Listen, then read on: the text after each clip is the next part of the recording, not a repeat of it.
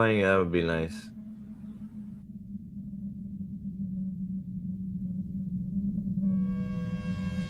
Hey, ugly. Listens to wind, smiled. Mother says you have no place here. Father says you are ugly. I give you this chance. Leave. Now.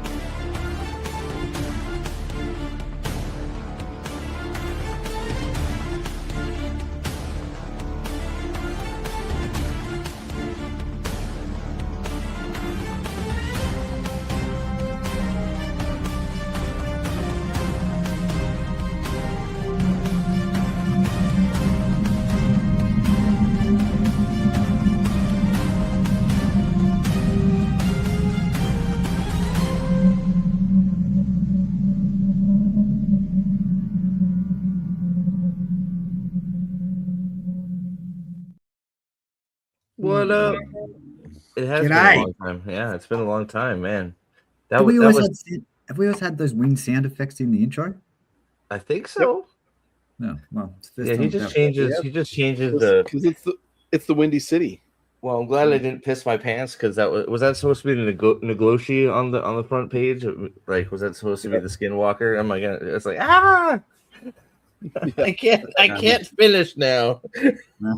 I'm doomed forever. Hey, what's up? Sorry, we were talking about like other shit. Like we should just like have a stream where we talk about other shit too. Why not? Because we were like catching up on House of the Dragon, Spider Noir. Sorry we're late, but hey, what's up, Fadian? What's going on? I don't watch. Yeah, well, yeah. Nate's sitting here going, I haven't seen it, and me and Aldan are like, yeah, this, that, the other. And Nate's like, yeah, I don't give a fuck. It's like, yeah. But yeah. So unfortunately, Australia lost in the World Cup for Aldan. Good for us, but you know, Yeah, like Aldan said, you guys don't care about soccer, so it's okay. We don't care about it, but we care about the green and gold winning. That is for sure. So Well, there you go. Of course. Yeah, I will say though, how about the skull fucking that Canada put on Qatar? Hi, Zach. Yeah. Well, they lost. The guy lost the leg, so I'm sure that was motivation. This is true. I mean, he he looks like that guy looks like Lieutenant Dan right now. That leg is down in Florida somewhere. It's gone. It's like it's gone. Yeah. That was bad. That's an injury. You don't know if that guy's ever going to play again. That was a bad one. That was bad. Hey, what's up, Zax? Happy Father's Day, all. Happy Father's Day, Nathan. It is Father's Day. Yeah. My kids don't appreciate me. No, I'm kidding. I've been saying that.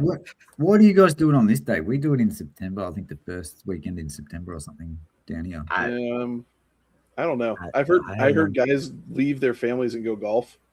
No. I don't do anything. I don't. Yeah, it's like, well, my son Easton came in. He's like, I'm sorry we didn't do anything for Father's Day. I'm like, it's just another day. Who get like what? Yeah. Like you said, Happy Father's Day. That's all. That's fine. Like it's like, so what? Like, you know. So my kids usually get me a tie or something, you know, and I tell them to stop spending money on me. And then my daughter ended up getting me actually a thin little blanket, Dungeon Crawler Carl blanket. Ooh, no. There you go. So very good. I'm like, okay, stop spending money. But this one's we got to do the car. I have a video I've started, but not quite there yet. I'm gonna try and start getting videos out again for the Carl TV show. But nice. Yeah, we got to do a book 8 review. So we do. I think I got a shelf. I got my Carl shelf down there now. There you go. All right. Oh, very nice. Excellent. I probably need to get another bookshelf and. Unfortunately, it's the first 5 Dresden Files books, like the hardcovers, are fucking expensive as hell $300. because of like reprints or rare as fuck. Yeah. Yeah. Well, I think no, they started reprinting them. That's what it is. So they're getting cheaper, I think. But did they start reprinting them? I think they started reprinting them. Yeah. Thank God. But because my dad started reading the first book, he likes reading hardcovers, so he went and got like I think he got a hardcover for Stormfront, and he's like, I couldn't get anything other than the hardcover for Stormfront because it was way too expensive. Yeah, Stormfront one, not $595 pre-owned. That American. Yeah, Yep. Yeah, it looks like it. Fucking No, hell. I don't know if that's Barnes and Noble. It looks like it's just The one I kept on looking Well, out yeah, for. so- I think Sorry. 2 through 6 are the ones I don't have on hardcover, and I have them pinned in a wish list. And like the Summer Night has always been like $400. Well, so Barnes and For Nobles right used. now has a hardcover Stormfront for $28. So yeah, they did start reprinting them. So Okay. I just forget how far along they are, but yeah, they get outrageous. It's pretty crazy. That is but outrageous. Yeah. So, but hey, we're not here to talk about how outrageous books are. We're here to talk about Turncoat. Forgot which book we were on. in the Dresden Files. Yep. Well, today it I is. love this book. No, I'm not changing my opinion this time. It's staying as the best book no matter what happens. Really? I'm not going to be seduced by I'm not going to be seduced by the stuff that comes later, because this book has the best story in it. It's this book has the most. I'll just get straight into it, right? But Yeah, might as well. Yeah. This book has the best connective structure for all the bits and pieces that Jim likes to put in his books. It has the best coming together of all of these elements. It has the best pacing. It has the best plotting. It may not have the same emotional weight as some of the things that happen later down the track, but it is the best book for all the reasons that you can. It's a good mystery book. It definitely is like a whodunit sort of deal, right? I mean, down to where he's snuffing out the turncoat, in the White Council, right? So, not to put the cart before the horse. That's later in the book, but yeah. So no, I get what. Look, I get what. Yeah, I mean, I don't know that very good. They're all very good, but you know what I'm saying. They are all very good, but like the fight with the Migloshi is just ridiculously good. It doesn't, and I always think this. I know I always think this, and I always say this, but like it's not just for that reason. This time I was paying more attention to why I loved this book when I was reading it. But that fight is just nuts, and it's not even the best part. Like you get through the Harry part of it, and you're like, that was crazy. And then the best part starts. Well, so, what's also good is like the buildup of how bad the Migloshi is from the start, where Harry is just completely fucked for like, is it days? I forget how long. Is it hours or days? I know he messed up. He like has to like go in a dark room and like be like like fucking just like it's bad. It's like just for seeing him. He gets back on track after that, like being in that dark room. Yeah, the effects stay with him for ages, I reckon. Like he has to like really concentrate not to let it happen again, all for the whole rest of the book, really. Yeah, it's one of those things. It's such a horror. Just the look, seeing them is so horrific that it's just like knocked him out conscious. Yeah, straight up. Yeah, fucking wild, right? Yeah, man. Yeah. So, I'm trying to do my best to remember it, just because it's been a while. I didn't get a chance to reread it, so I will follow your guys' lead as always. We'll follow Nate's notes as always, mate. What's that? I've got my notes. Yeah, absolutely. Let's roll as usual. All right. What's up, Salty? What yes, up? We are nerds. We are. Yes, sir. Very, very nerdy. Mm-hmm. All right. So yeah, Turncoat.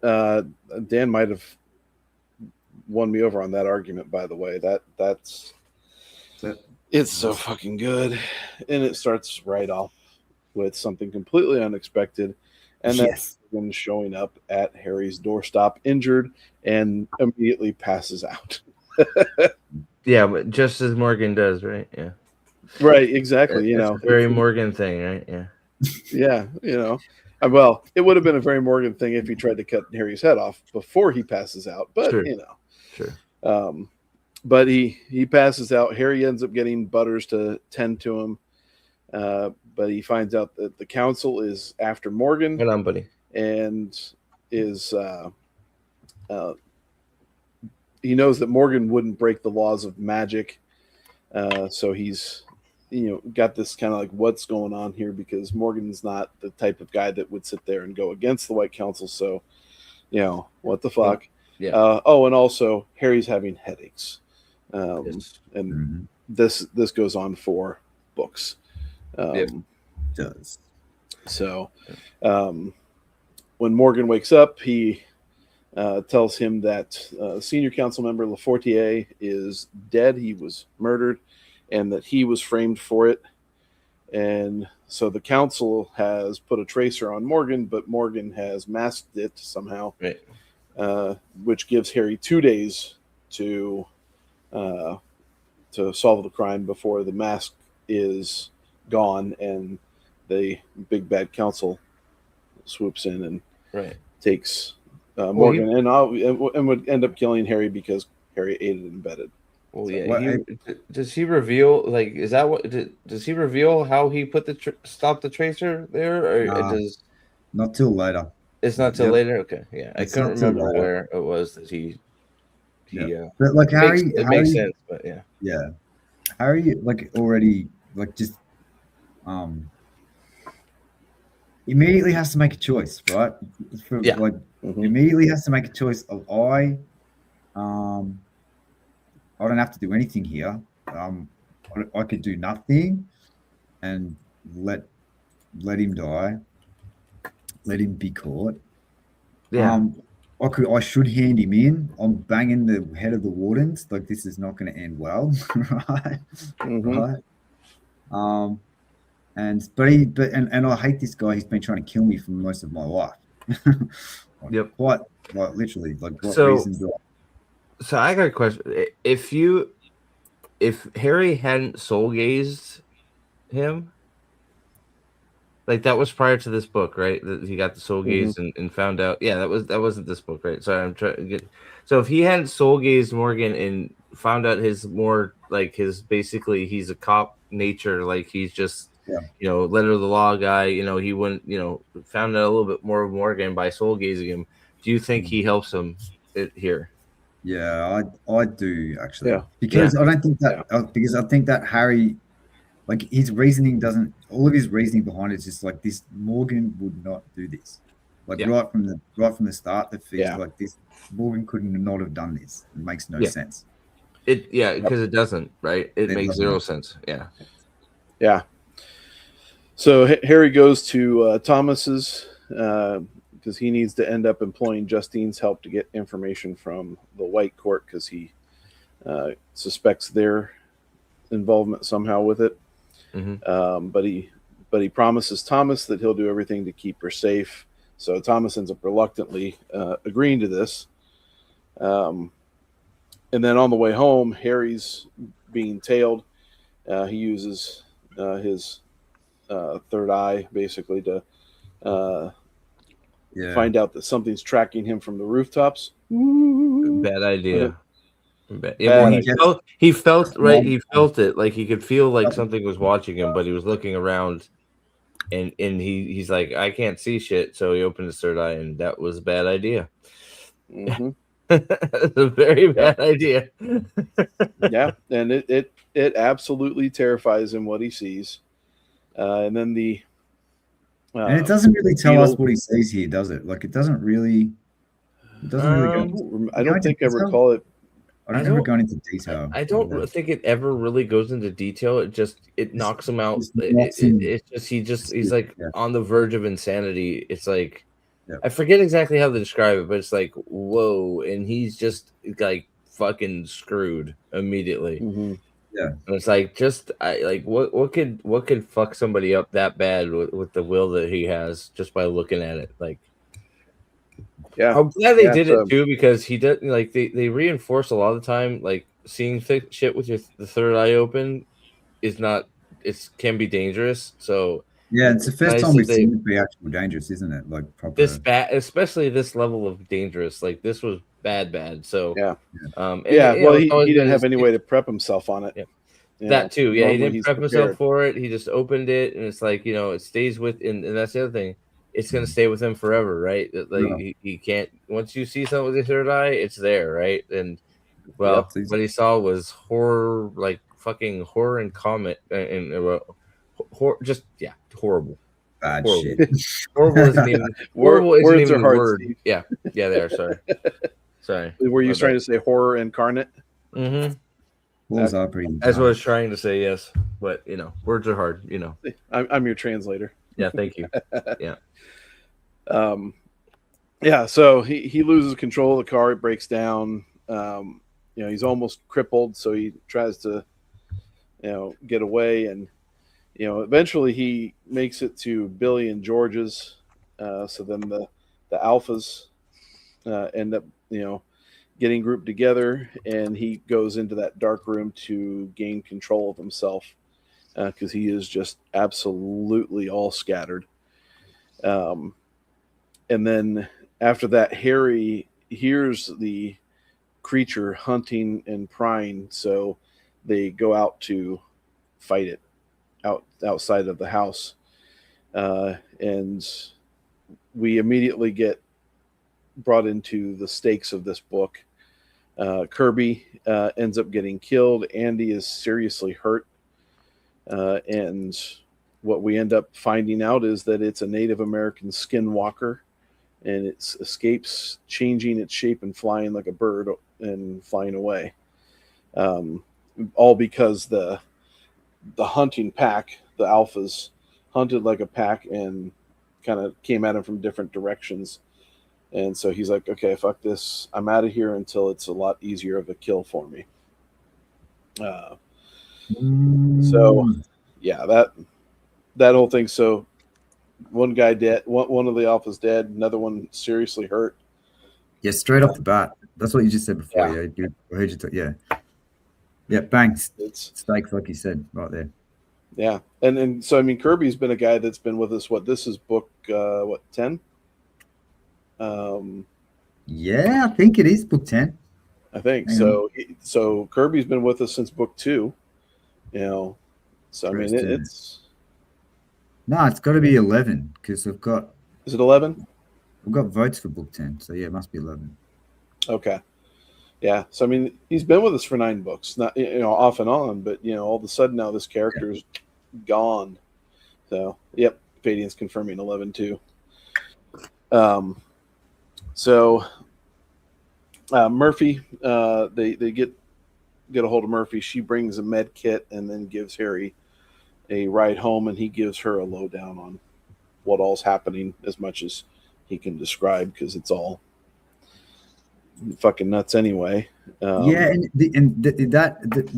this is also in that conversation with Murphy, like, isn't she like, because he can't explain, like you said, like he can't explain all of it because it's bad shit, whatever, that she can't really be involved in, and she like doesn't push him for more information or whatever. Like she's just like, okay, like she's trusting him to handle it. And it doesn't he describe the Nagloshi as something that's like way worse than the Louvre Guru that she was absolutely torn to shreds by.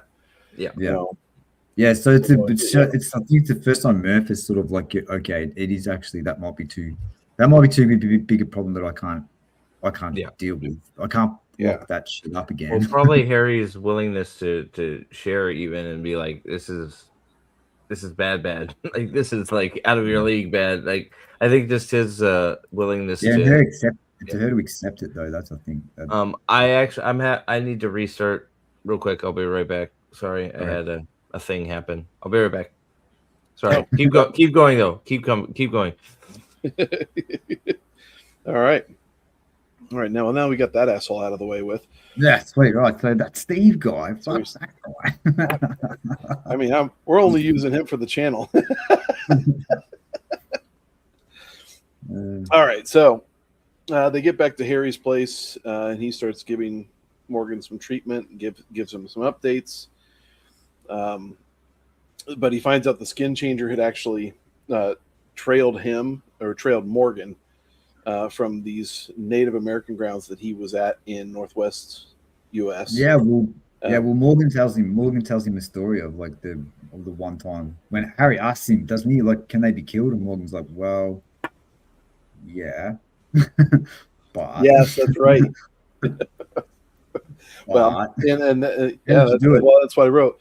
He's like, they feed on magical powers. You can kill them. And Morgan says he's killed one once, but he killed him by nuking it. Yeah, out in the test sites out of bloody Utah or whatever. Yeah. So it's like, yeah, you can, but you really got to go to some extreme measures for it. And Harry's comment to this is like, shit, internally he's like, that's badass. Right. Like, man, like, what's the line from whatever movie it's from? Like, I gotta get me one of those. Yeah. So, with no nukes being readily available, he's going to have to come up with a different plan. Yeah. So Harry tries to reach out to the Paranet to just get an idea of what, the increased warden activity is going on. And all the wardens are basically being kept in the dark by Merlin, but they're also being kept in the dark also by Lucio. So this is kind of like, what is, there's some, this is going, something he would expect from Merlin, not something he would necessarily expect from Lucio, although since they broke up, maybe, So. They haven't broken up yet, though. Oh, was that at the end of this one? The end of this book. Yeah. Oh, okay. Well, all right. Spoiler. Who cares? No. It's not really a spoiler. No. Anyone who expected Harry to have a relationship with the captain of the Wardens for more than 5 minutes needs to get their fucking head read. Right. They need to learn how to read. Yeah, I was surprised it happened at all, and that he even thought it was a good idea. I guess Harry is stupid. This is one of the ways he's done. I think it was just the culmination of events where Harry was just like, I'm lonely, and she was receptive, and so it's like, oh, okay, this can happen. I know, but like he didn't think it, but he didn't think. Okay, so he didn't think it through. Like every second year, every year, whatever. When we get a Dresden Files book, he's doing something that is counterintuitive to whatever the Wardens want to do, no matter what happens. So like, it's a dumb shit move. Well, just in and all this stuff. Murphy and Molly were telling them, there's something off about this. Yeah. And as the guy, and you're finally having some experiences that you haven't had for a long time, and so at that point you're just kind of like, I'm okay with it. Yeah, I guess. But he's smarter than this too, right? Like Harry's not actually this dumb. Like to not recognize. Oh, I guess maybe that's the point, right? Maybe that's the point that Jim's trying to make here. It's just like, love overrules all these sorts of things, or loneliness in this case, whatever. Yep. Overrules a lot of common sense. But it's a significant overruling of common sense, right? Like Harry's life is fucking crazy. Yeah. No, you're right. Yeah. So after this, Harry goes and meets Thomas at Club Zero, where Justine gives Harry some information from the White Court. And Zero. How does he describe Zero? He describes it as what was this? I can't remember. It's been a while since I listened to it. Yeah, I can't remember. It's basically just like it's just like Club Lust incarnate, right? I mean, it's. Yeah, it was a great description. I probably shouldn't have said it because I can't remember exactly what it was, but yeah. Well, but it was. It's just like everything that the White Court preys upon and how they utilize their abilities, with the ability to incite a very extreme lust. It's like that in every corner of every room. Yeah, high class swingers club. Yeah, like Studio 54 was, was just the entryway. Yeah, something like Yeah. So they're in Zero. She gives him this folder of information, which includes this Craigslist ad that's it's a request to find Morgan. And which so is apparently how they do these things. Apparently that's how they do these things. In the supernatural via Craigslist. Utilize the internet to get everybody who's non-wizard to go after this guy too. So yeah, makes sense. So he realizes that this has turned up the heat on Morgan, so he's got to move Morgan.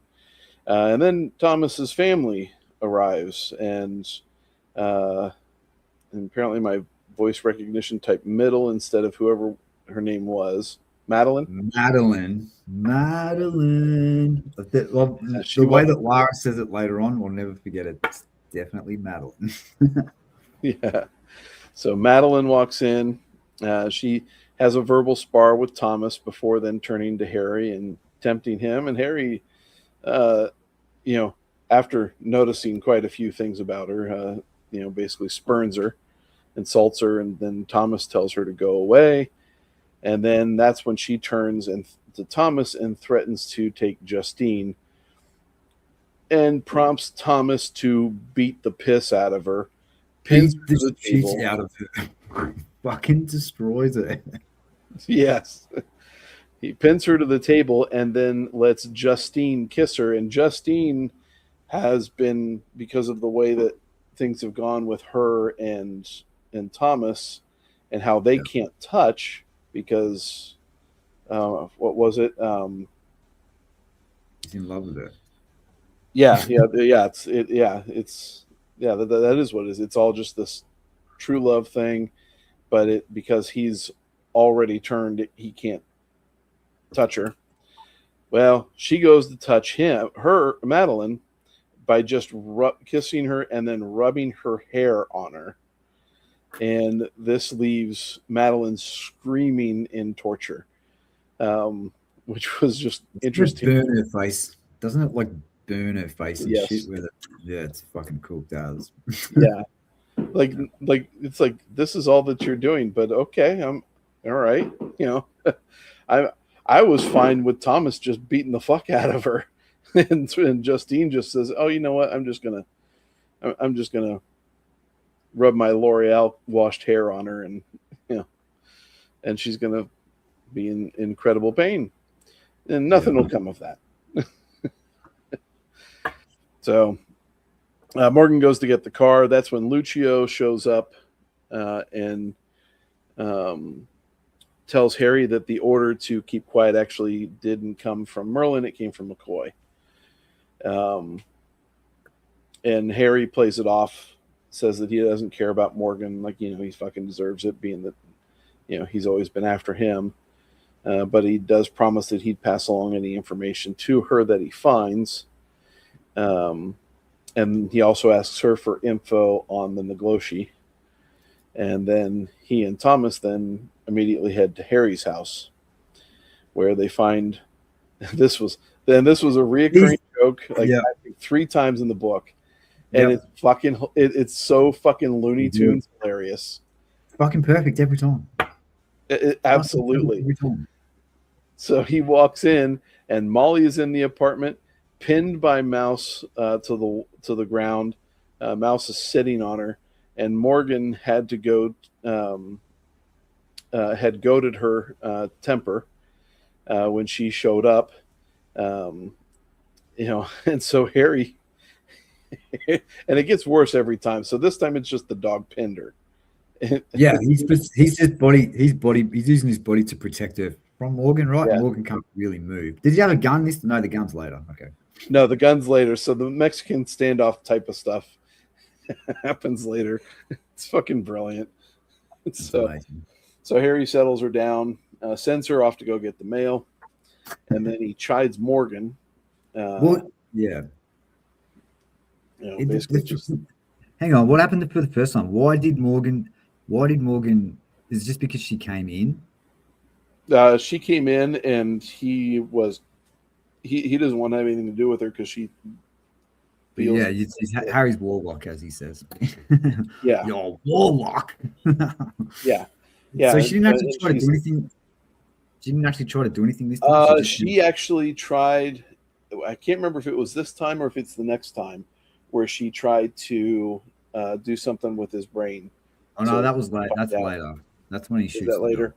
Yeah, that's later. Just the first time I was trying to think of like why he did this, and I think it's just because she entered the room. I think so, because basically he would have been perfectly fine, egging her on and then executing her as according to his warden duties. So, typical Morgan, still a dick. Yeah. So, yep. So he chides Morgan. He then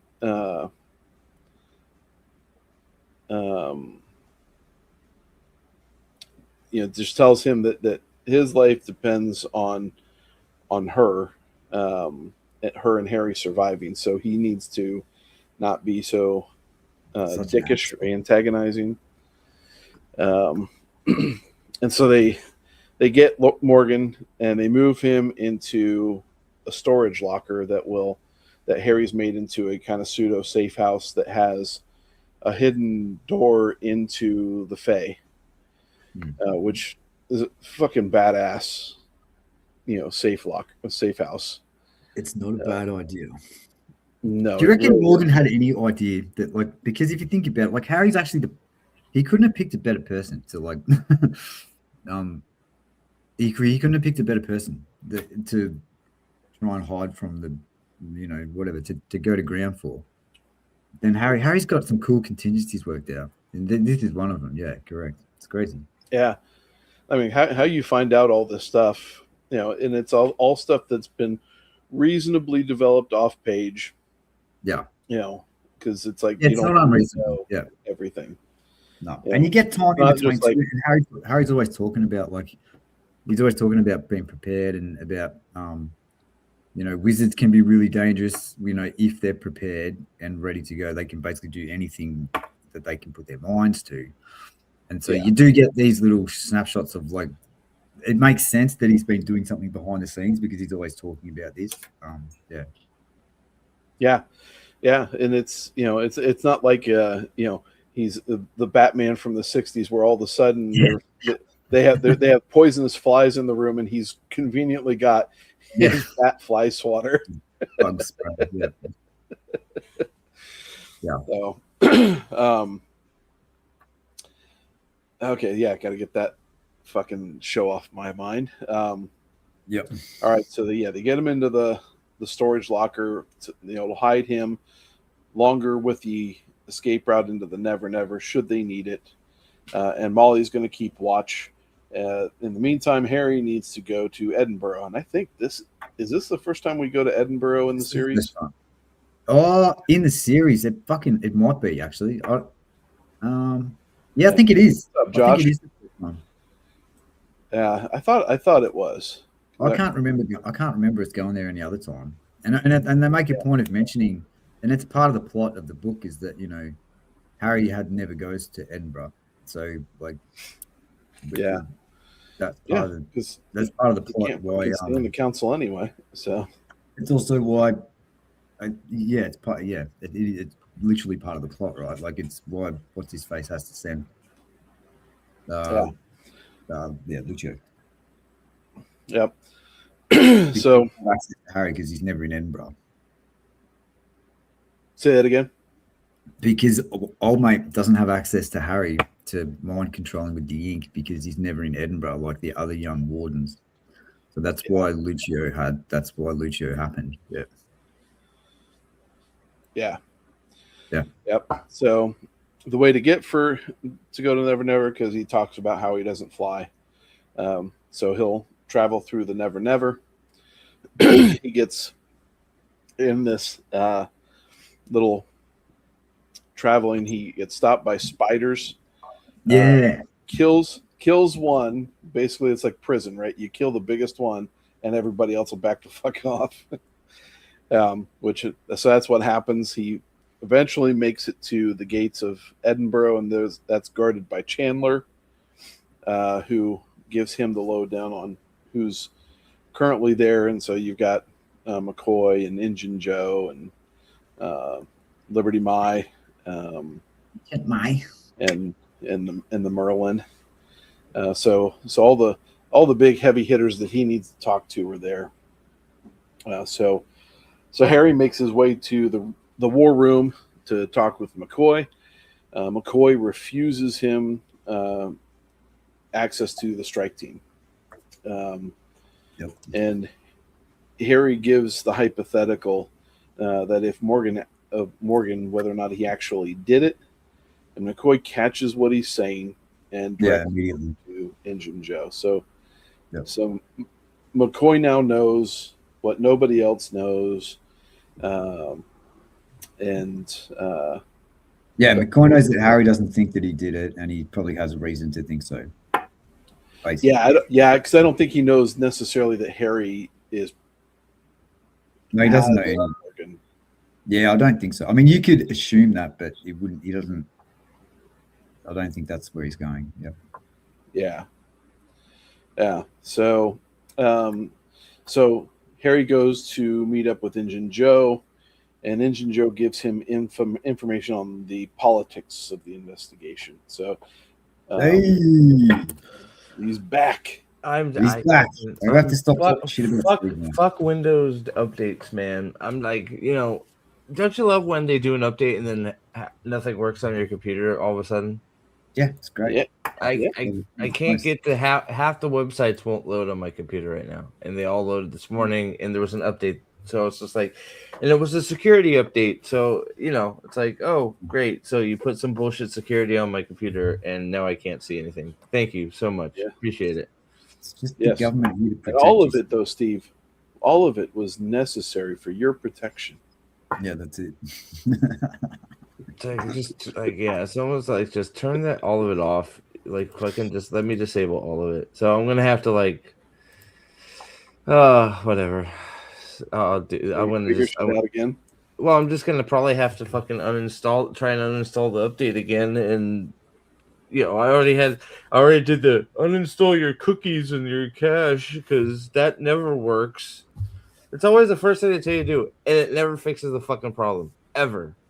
And all it does is it's a major annoyance because now everything that you were signed in before, you're no longer signed into any of it. So thanks for that update. Fuck you. Oh yeah. So sorry. Yeah. No. Well, I mean that's why. The site I usually use for my thumbnail, I couldn't get to. So it was like, oh well, I know that. So I had to go to I went to a different one, and it's like, okay, well. Just embracing your inner wizard, Steve, and destroying technology willy-nilly. Right. That's what it is. When does season 3 of House of the Dragon come out? Today. Did it come out today? I think it's the 22nd. I thought it was later in the month, so my bad. No, 22nd's tomorrow. Is it midnight? 22nd is today. No, today's for you. For us, it's the 21st. Ooh, I'm Aussie. I'm ahead of you. Whatever.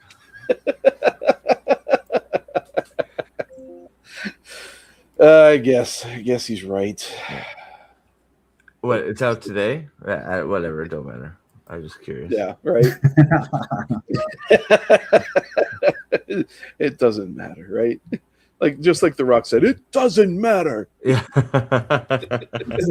Whenever it comes out, it doesn't matter. It's still going to be Girl Boss 1 versus Girl Boss 2, and neither of them are incorrect because Girl Bosses can never be wrong, and so therefore, yep, that's what it is. Oh no, yeah. So it's June 21st. So yeah, my bad. I thought it was tomorrow. So oh well. I think I made it through 2 episodes, maybe, of the 2nd season. Yeah, that was trash. I think. Oh yeah. So, No. all right. So we got to chapter 3 of changes. Mm-hmm. So Okay. Chapter 3 of changes. What do you mean? Holy crap! And this book is still a better book. Yeah. We already gave our ratings for this book. We're done, so we can close the stream now. Oh, okay, cool. Good job. Way to go. All right. So, So Harry's in Edinburgh. He just met with McCoy. McCoy's told him where Engine Joe is. So Engine Joe gives him the information of the politics of the investigation, and the he talks about 40A's connections outside the council and how that's really caused a rift between his connections and Merlin. Morgan is Merlin's right-hand man, and so many of those contacts feel that Merlin may have ordered the hit on Lafortier. So Engine Joe isn't going to allow Merlin's interference in the investigation, or he's also not going to allow the truth to change the outcome in order that they avoid a civil war. So Morgan is just going to remain guilty despite the truth. That's what Harry discovers here, is that, like, oh shit, it doesn't actually matter. He's cooked no matter what happens, which is bullshit. No, I'm with Harry on this. Total. Yeah, I'm 100%. And we're starting to understand what to Harry with this. We're starting to understand why Morgan went to Harry with this at this point. Yeah, when you get into the arenas of the injustice and how all of that, the internal politics affecting on the real validity of truth doesn't matter in society, which is a microcosm for today, right? True. But really, in effect, it's always been this way. It's just now always been this way. Social media that puts everything on a fucking microphone. See, okay, sorry. I got hell bent on figuring out why I thought it was the 25th, and it's because the Bear and Avatar both come out on the 25th. So I thought everything came out on the 25th. So, okay, at least it makes sense in my mind now. Okay, there we go. You got 4 days to rewatch Avatar. Yeah, I guess I do. Well, I'll probably end up watching House of the Dragon tonight, and I'm gonna watch it too. I'm gonna give it if you want to talk about it tomorrow, let me know, because I'll probably. If it's bad enough, I'll probably pop on and say something. I don't know. It might not be early. It might not be bad. They're going to do the ballot. We'll see. We'll see. The first one might be good because whatever. Let's not get distracted. All right. Sorry, my bad. I'm derailing. No, all right. We're in Edinburgh. Yep. Mm-hmm. And so after Engine Joe, Harry goes to talk to the Merlin. Mm-hmm. And that's always a lovely discussion over tea and crumpets. Yeah, isn't it? It's a fascinating conversation, isn't it? Harry, I think this is like it's the first real conversation we've had anyway between Harry and the Merlin. Whether he's had one with him before this or not, I don't know, but they did seem reasonably familiar, don't you reckon, Nath? Yeah. So I mean, like they know each other very well, but they do. The previous conversations we've always been privy to is shit where Merlin just expresses disdain and antagonizes Harry. And Harry's like a hair's breadth away from having his head blown off by a fucking fireball, usually. That's right, exactly. Generally what it is. Very fortunate. But this is very different. It's a very cool conversation. Yeah. We get a real look into the insight. We get a real insight into the look of like the way that the Merlin constructs his thoughts, what he's thinking about, what the way that he operates. And Harry as well. Harry is very respectful in this conversation, right? Mm-hmm.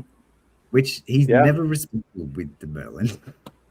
Even when it could cost him his life, he's not respectful with the Merlin, but he is now.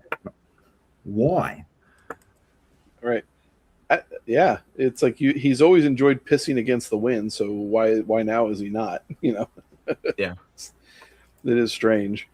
But it's a tense. It still is a tense conversation with Merlin. But eventually, what Merlin begrudgingly accepts Harry's help, and we are introduced to Peabody. He tells Peabody to get the Morgan file for Harry. But Harry's really his task is to find the traitor, or else the Merlin doesn't have a choice. He's got to hang Morgan out to dry, because it's what's necessary at this point in order to save the council. There's too much evidence pointing that no one will believe it. Yeah. Basically, no one would believe it even if it wasn't true. And there's reasons for them to think that not. And also, he mentions Peabody. McCoy mentions Peabody first, actually. Like when Harry's talking to McCoy, they wouldn't be able to get anything done without that man, or whatever, with all the files and stuff and blah blah blah. He gives Harry some paperwork, or doesn't someone come in to sign some stuff for Peabody? Yeah, and he mentions him there too. Yeah. And then the Merlin sees him again. So we're getting set up here. We're getting set up here now already. Actually, we're getting set up here for the actual plot of the story. And I will say this. I will say this because it's the only time I can legitimately ever say this, because I read. I just go with the flow when I read. I don't try and deduce shit and everything. I knew this. You knew this. The minute Peabody comes on screen, I'm like, that motherfucker. It feels like it's actually no. I think it's fun because I feel like it's a little bit obvious. But I think that might be on purpose. I don't know if you're paying attention. Which is why I got it. Yeah, well, me too. Like it takes me a while usually, but I think it's meant to be a little bit obvious that it's Peabody, because it makes sense too, right? The way that he does it, I think, is the part that's not obvious, and that's where that. Yes. I think it's obvious that it's him, but it's just like how, why, all that stuff. But I think the way it all happens, you're made to be like, okay, Peabody's up to no good. Yeah. But then we have to, of course, play it out, right? So. Yeah. Real quick, Radiant, good call about Merlin and Harry talking at Molly's trial. Forgot about that. Yeah. That's what I mean. That the tone of that conversation was obviously very different than this one. Even just from the Merlin's perspective, from the Merlin's point of view, like almost with some begrudging respect for Harry here. Yep. So Harry gets the file from Peabody, and then he heads back to Chicago. Murphy shows up at Harry's, and they kind of go. They go through the file that he gets, and he sees that there's no death curse that was used. There was no magic that was used. All the injuries were physical. So this is a very strange kind of thing to be occurring in a very magical realm. And so then she tells him, really, the next step is to follow the money. And then that's when Thomas calls. He's at the storage unit, and he can't hold them off. Click. Yeah. Yep. So. Mm-hmm. So they get to the shelter. What's that? No, keep going. You're good. That's a bad deal. This book just goes and goes. It doesn't stop. The pacing is so good in this book. It really. Like, think about what we've already talked about, Nate. We've gone from bang to bang to bang to bang to bang to bang to bang. There's no dead time. Yeah. Zero dead time. Yeah. To give you an idea, we've finished discussing 17 chapters. We still have 32 more to go. Yeah. That's a lot of information packed into just 17 chapters. So what the fuck? Sorry, don't mind me. Okay. oh, Steve. I hate this world. Let me go. Calgon, take me away. Sorry, go ahead. Sorry, don't. So they get to the shelter, but the shelter's being guarded by 12 supernatural men in gray suits.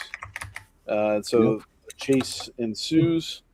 Harry drops his key to get into the storage unit, but can't grab it because the gray suits are closing in.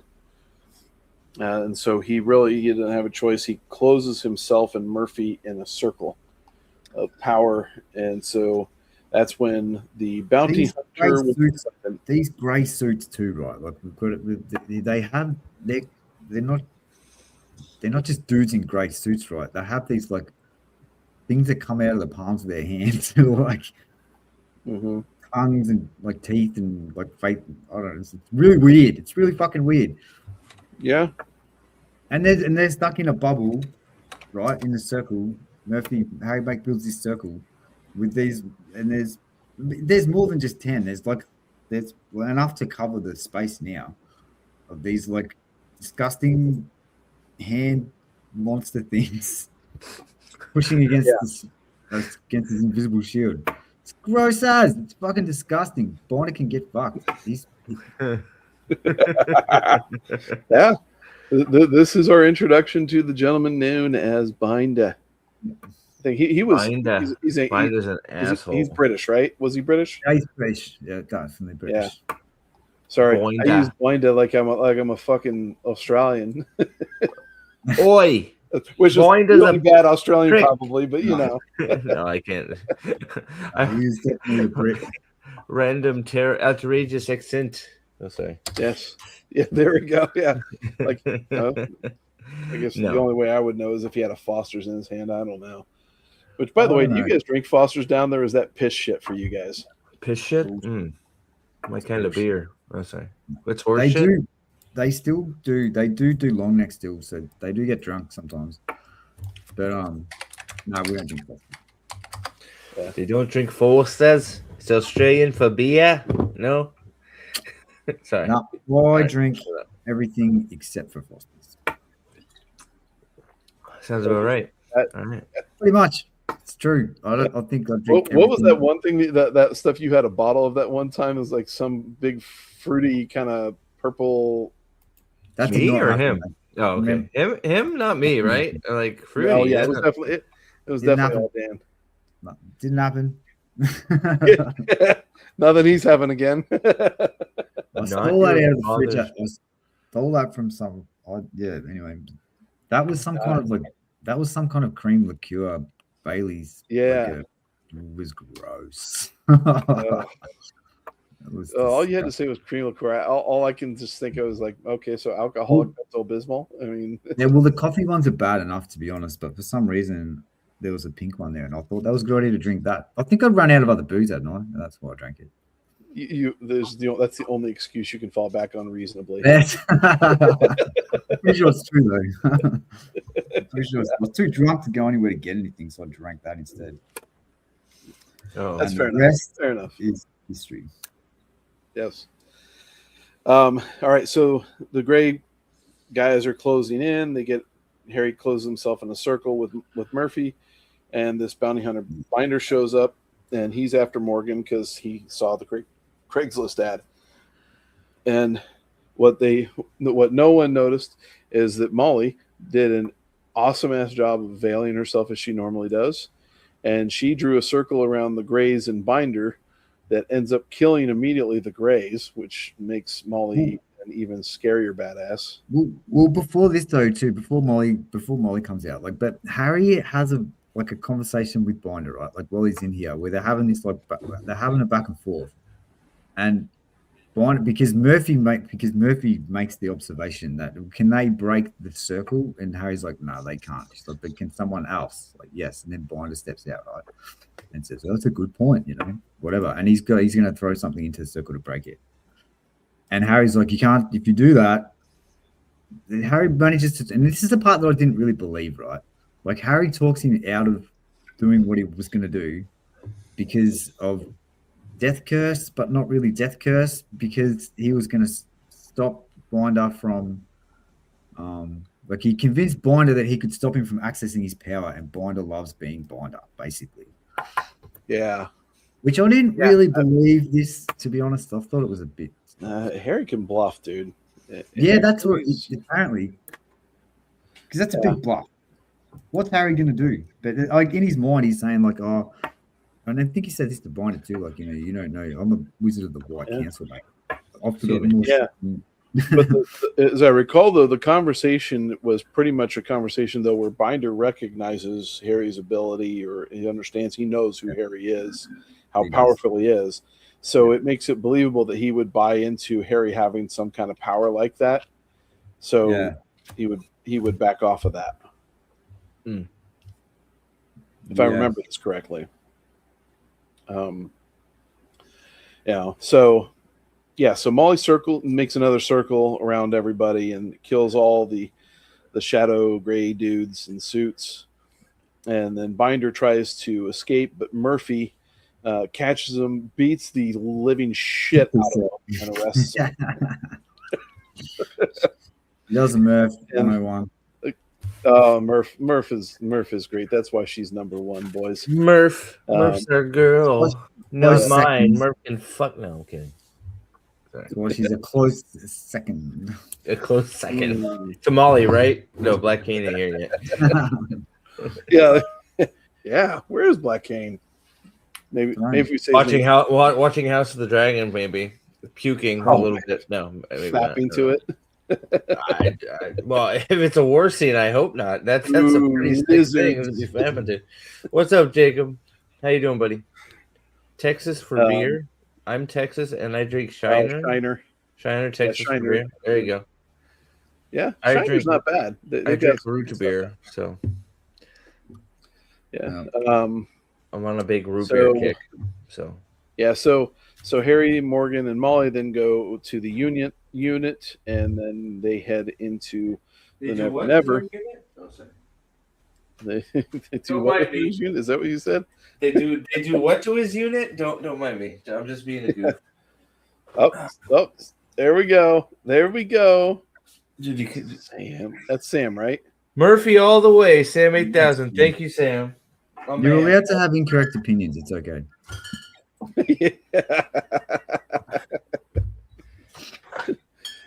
That's exactly it. I guess this could even be the book where Lara.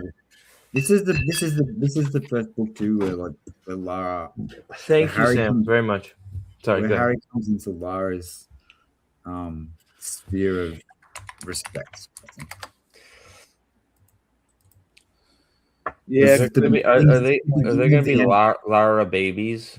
This is the beginning of the end for Lara Wraith because she's from this point onwards, it's inevitable that she's going to fall in love with Harry Dresden. So just so you guys know, I got to up my game because this is the first month that I'm not getting an AdSense payment in like a year. I've been slacking.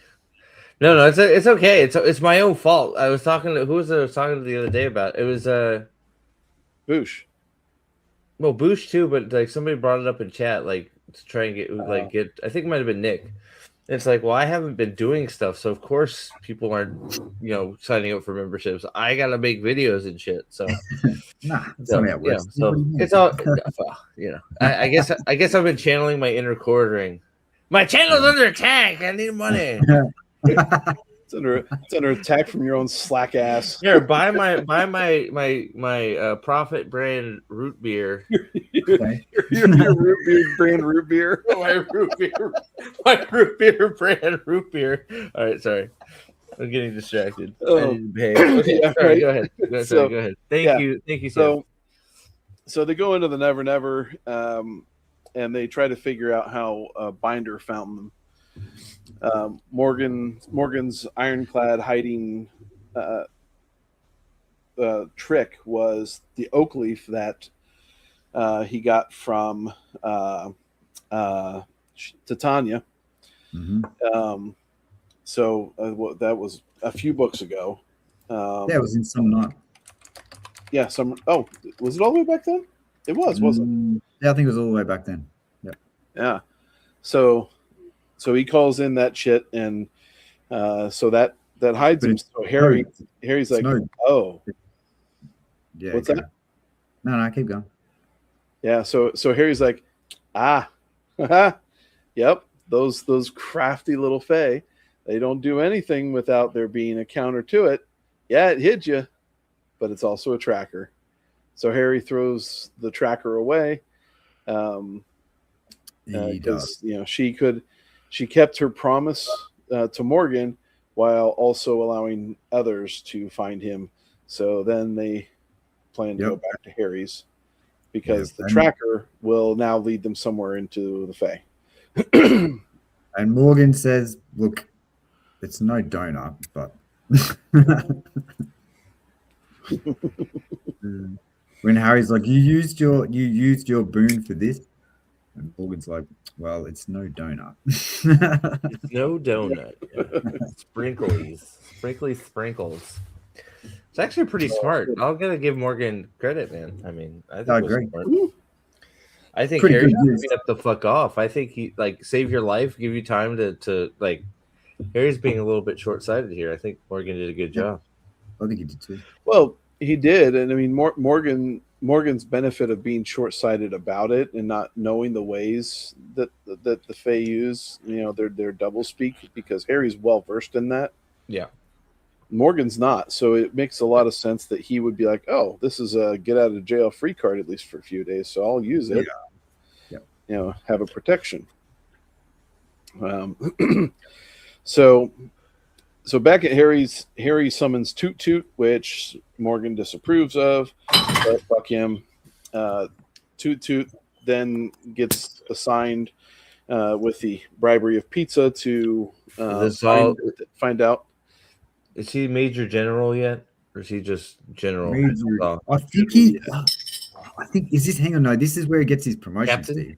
Is this Major General? Like, I forget how many promotions he gets. He gets his promotion to Major General. I think you're right. In this book. Okay. Is it Major General? Because he has to go. Because Harry does ask him for like how many folk can you? Is this on the island? Maybe later on, like when he's setting up.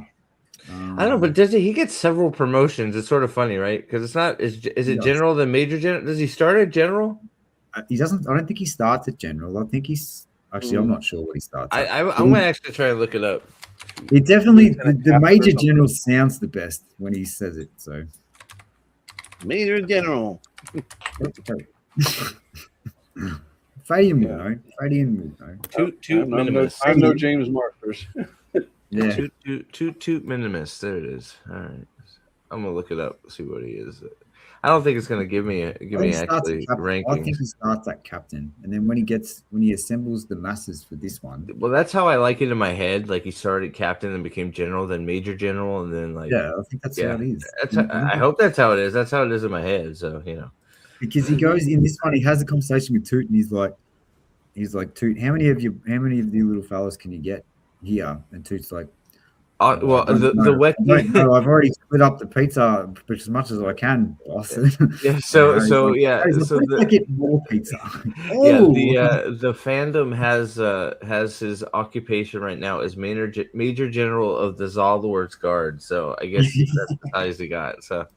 But I know that somewhere he gets a promotion. But Toot's the fairy. Yes. So. He signs him to find out if there's somebody watching the apartment. Toot Toot finds out there's a PI watching the apartment and disables the car. And Harry goes over and talks to him. So we meet Graver. And basically Harry convinces him to give up on his job on the contract, but he still won't reveal who hired him for the contract.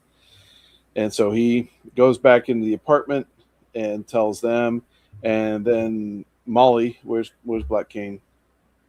Black Cane's not on yet. Molly sexies herself up and goes out to talk to him. She comes back, tells them that she has a date, but she also has a law firm, Cohen and McElroy, that Harry can go to. Molly uses her feminine wiles to convince a gullible dude to give up some info. So Harry goes to this place, and he gets in to see a woman named Evelyn Derrick. And he tries to have her tell him who hired her, but she can't. And so he recognizes that.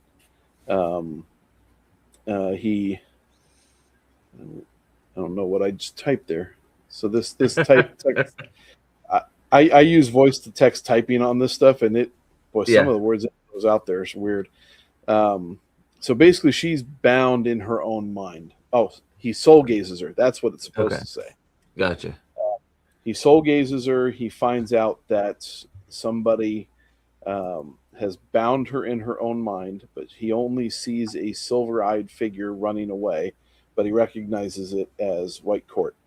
Are we talking about the lawyer? Yeah. Yeah. Yep.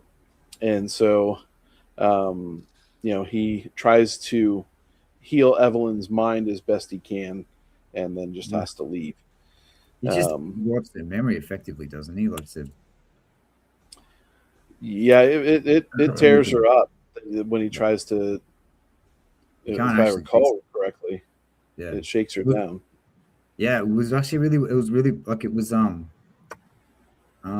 It was a really good example. I think probably a better one than we got with when Molly had her problems and she was messing around with the minds, and and it was like, this is a really bad thing and it can really fuck you up. But this gave me more of a sense of how bad, like how much this had ruined this woman's life just from this one thing. Yep. Yeah, it was horrific what it did to her mind. And and so I think Harry just blanked her memory, just took away some of the memories from, I think, didn't he? Or I think so. Something like that. Because he couldn't actually undo it. Yeah, it was good. Yeah, he recognized this was to heal her requires talents that he doesn't have. So the best he could do for her was just kind of, when I count to 3, you'll wake and you'll not remember a thing. Yeah, that type of thing. And then he gets real mad.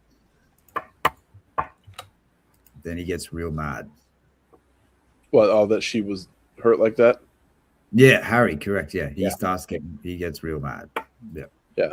Well, because it's black magic, and he understands like this is the type of shit he was protecting Molly from. Yep. When or warning her against, because this is what the result is, inevitably. So he returns home and he finds, this is part 2 of the comedy, the Looney Tunes entrances of Harry into his own apartment, and he finds Lucio, Morgan, Mouse, and Molly all at arms. Yep. Yeah, Mouse is sort of keeping them from killing each other. Yeah. Well, he's sitting on top of somebody, right? I'm pretty sure Mouse is on top of somebody. Mouse was the first one. Mouse was on top of Molly. This time he's got Lucio. Does he have Lucio's? Did you write this down, Nath? Before I say that, I did not. That would require forethought. Right, because he's got Lucio. He's got Lucio, and some kind of a grip on Lucio. And he's got Morgan's gone for Molly, right? Yeah, well, because Morgan went to Lucio, right? Yeah, yeah, because Molly went for Lucio because she can't know.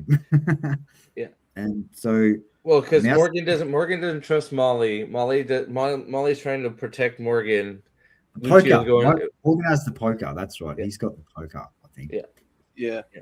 Was this the one that was instigated when Lucio walks in and finds Molly trying to? No, that's later. Is it the last one? Okay. The last one's the one where Molly's trying to figure it out, and when she's delving in the mind, right? Yeah, that's later. Yeah, but doesn't? Okay, sorry, but Morgan asked her to do it, doesn't he? No, I forget. Isn't there somebody that asked her to do it? No. Okay. I feel like there was somewhere no, she takes it upon herself because she feels like she's. That's a different book, Steve. Yeah, it's somewhere, right? Okay. Yeah. No, okay. There's another book where she does get asked to do it.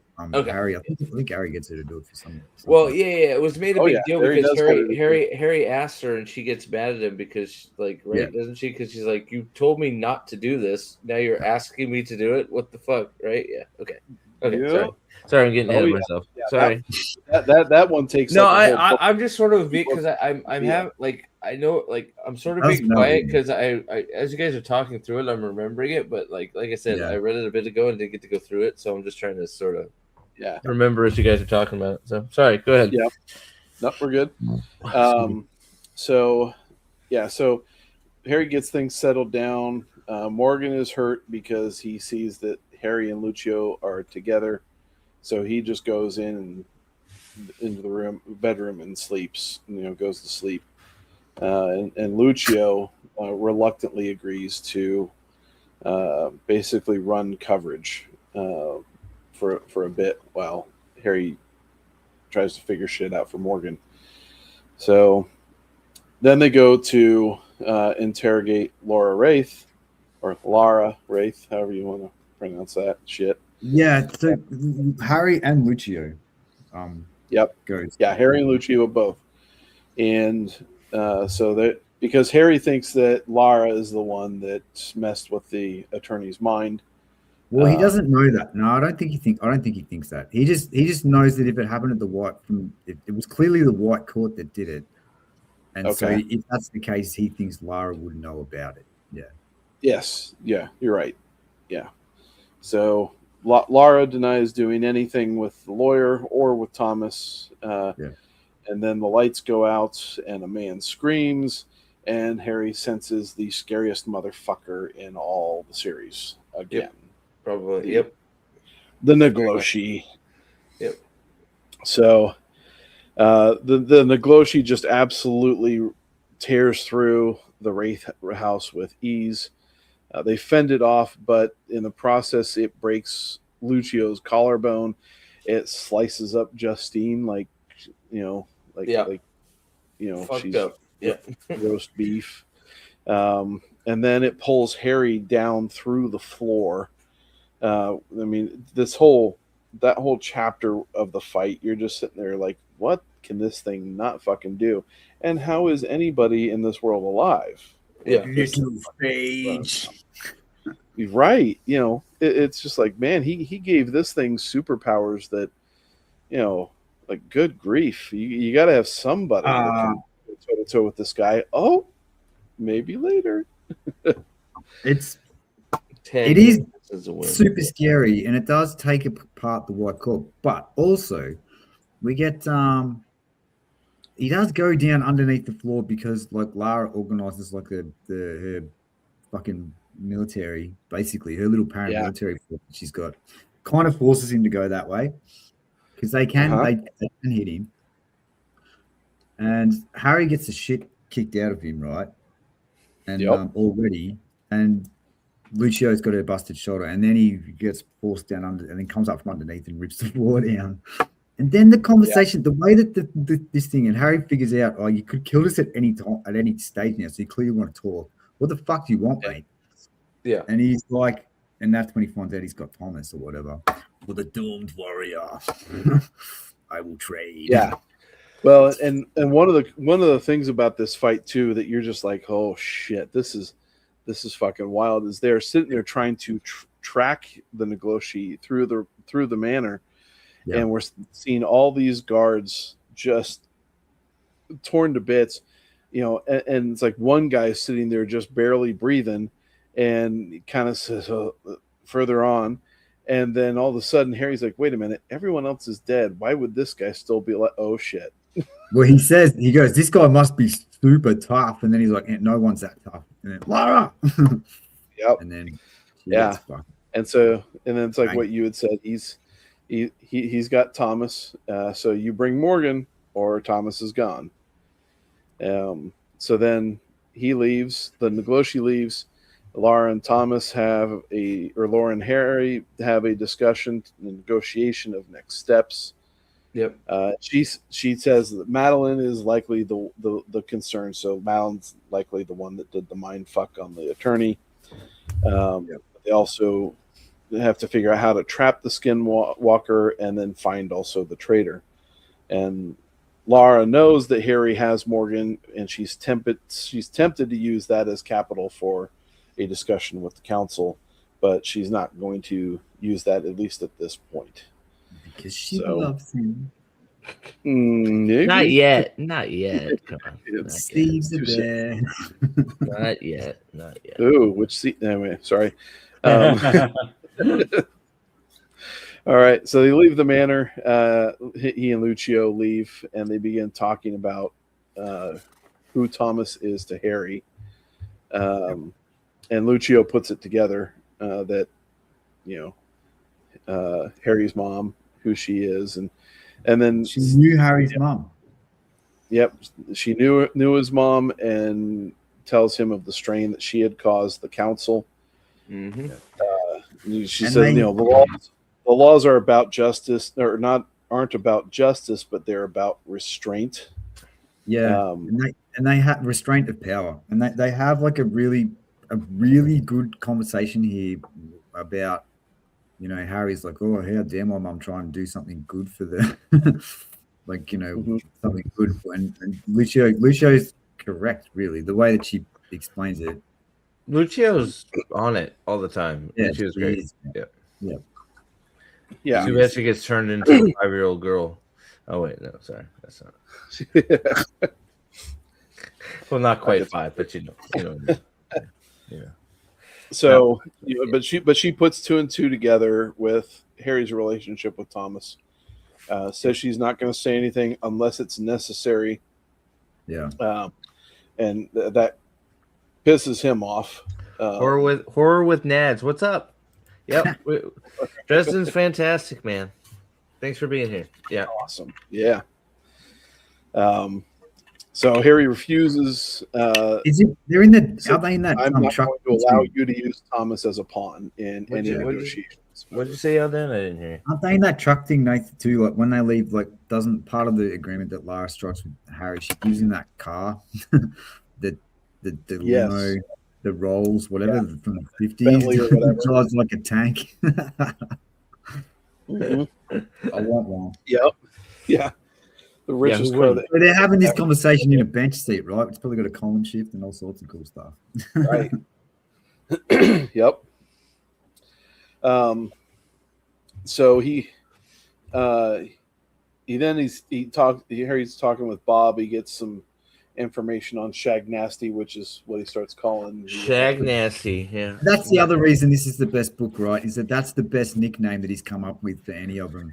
It's even better than Dancy Pants for the teleporting Drac. It's just better than that. Well, the chlorophene, right? Yeah, you got the chlorophene. Like, come on, his nicknames are the best, right? Yeah. Well, but doesn't it say like he gives the Gloshi this particular nickname because it helps minimize the fear that it causes? So. I think it's something like. I think he does that by accident. I think it helps because he's joking about it, right? So like, it helps. Does help. Yeah. It does help. I think he does that on accident, though. I don't think he does that intentionally. Shag Nasty, hell yeah. Yeah. Sorry. The nickname. Bob's like, these guys are almost impossibly bad. Bob's like, you're fucked, buddy. You're fucked. You might as well just lay down and fucking die. Give him whatever he wants. You're fucked, buddy. Yep. But Bob says that a lot. Have you noticed that? Bob says it a lot, and Harry overcomes that shit. Every book, Bob's like, "You're fucked, buddy." Harry, what do you got? Harry, you're done. Fuck off. Between that and asking for a 24-hour pass, yeah. So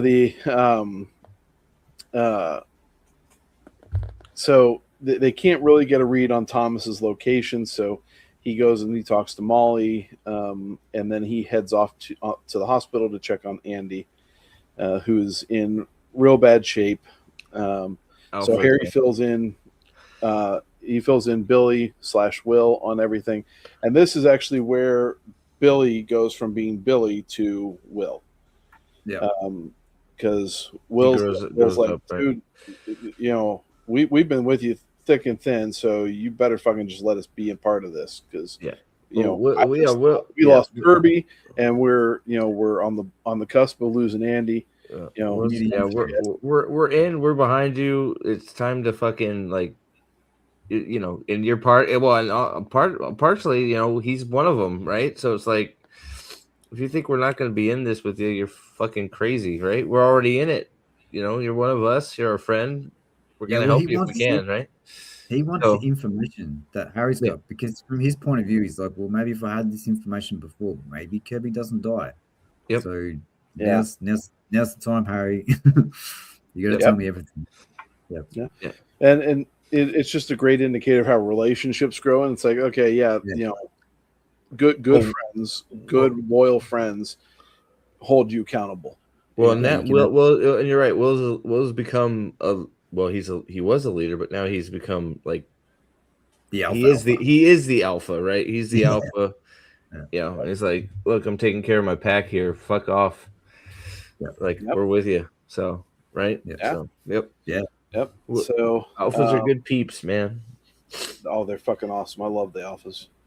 So Harry goes to the station because Murphy's got Binder in interrogation, and she's trying to work out his connections. And Harry's like, I think I can get it out of him. So Harry goes in to interrogate Binder, and he makes it obvious that, you know, in the process, like Murphy ends up grabbing some of his hair out, and so, but they're not being coy about it. They're just trying to pretend like they're being sneaky, but not really.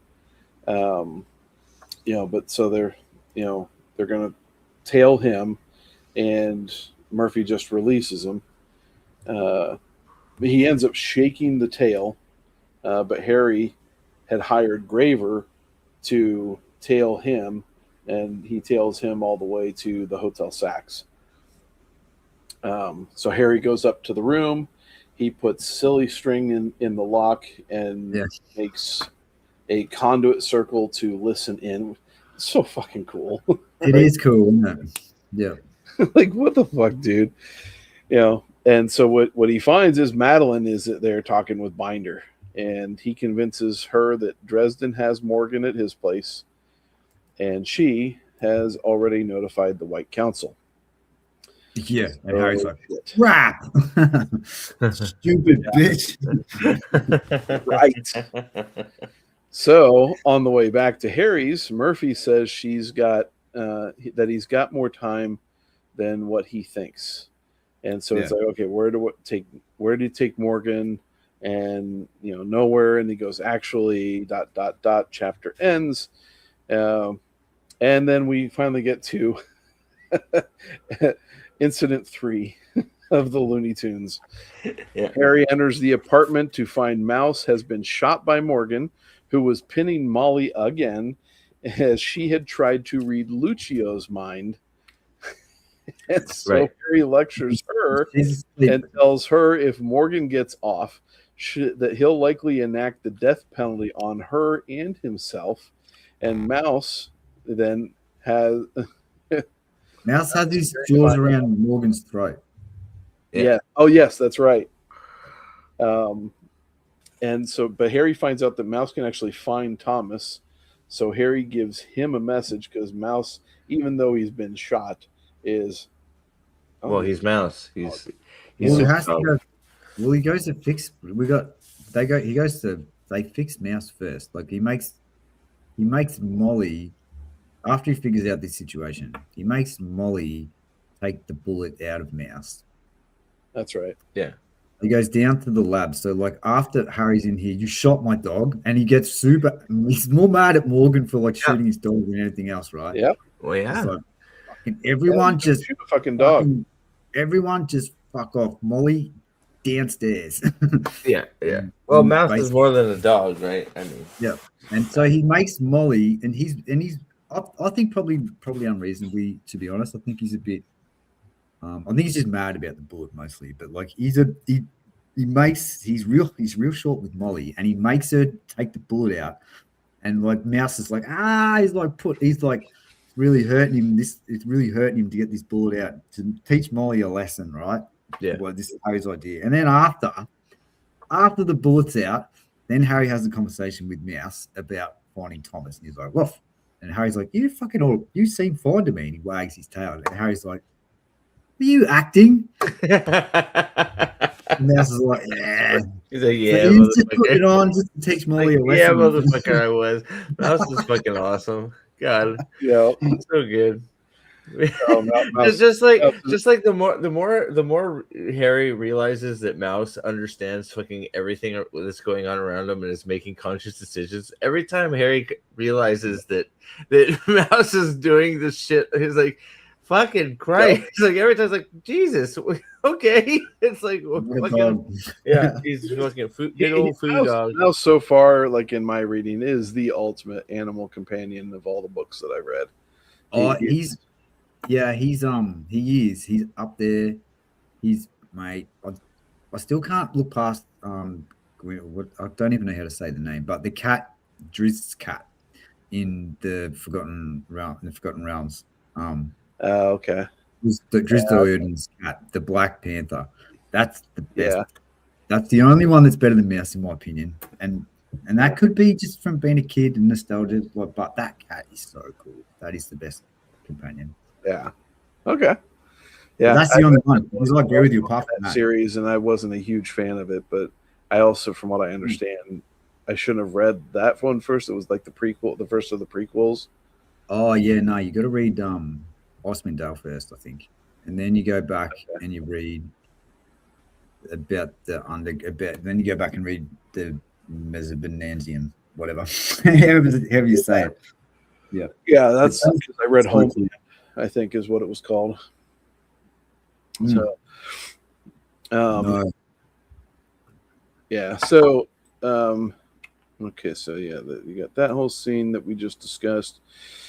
Harry gives Mouse a mission, and then he goes to get ready to move Morgan again.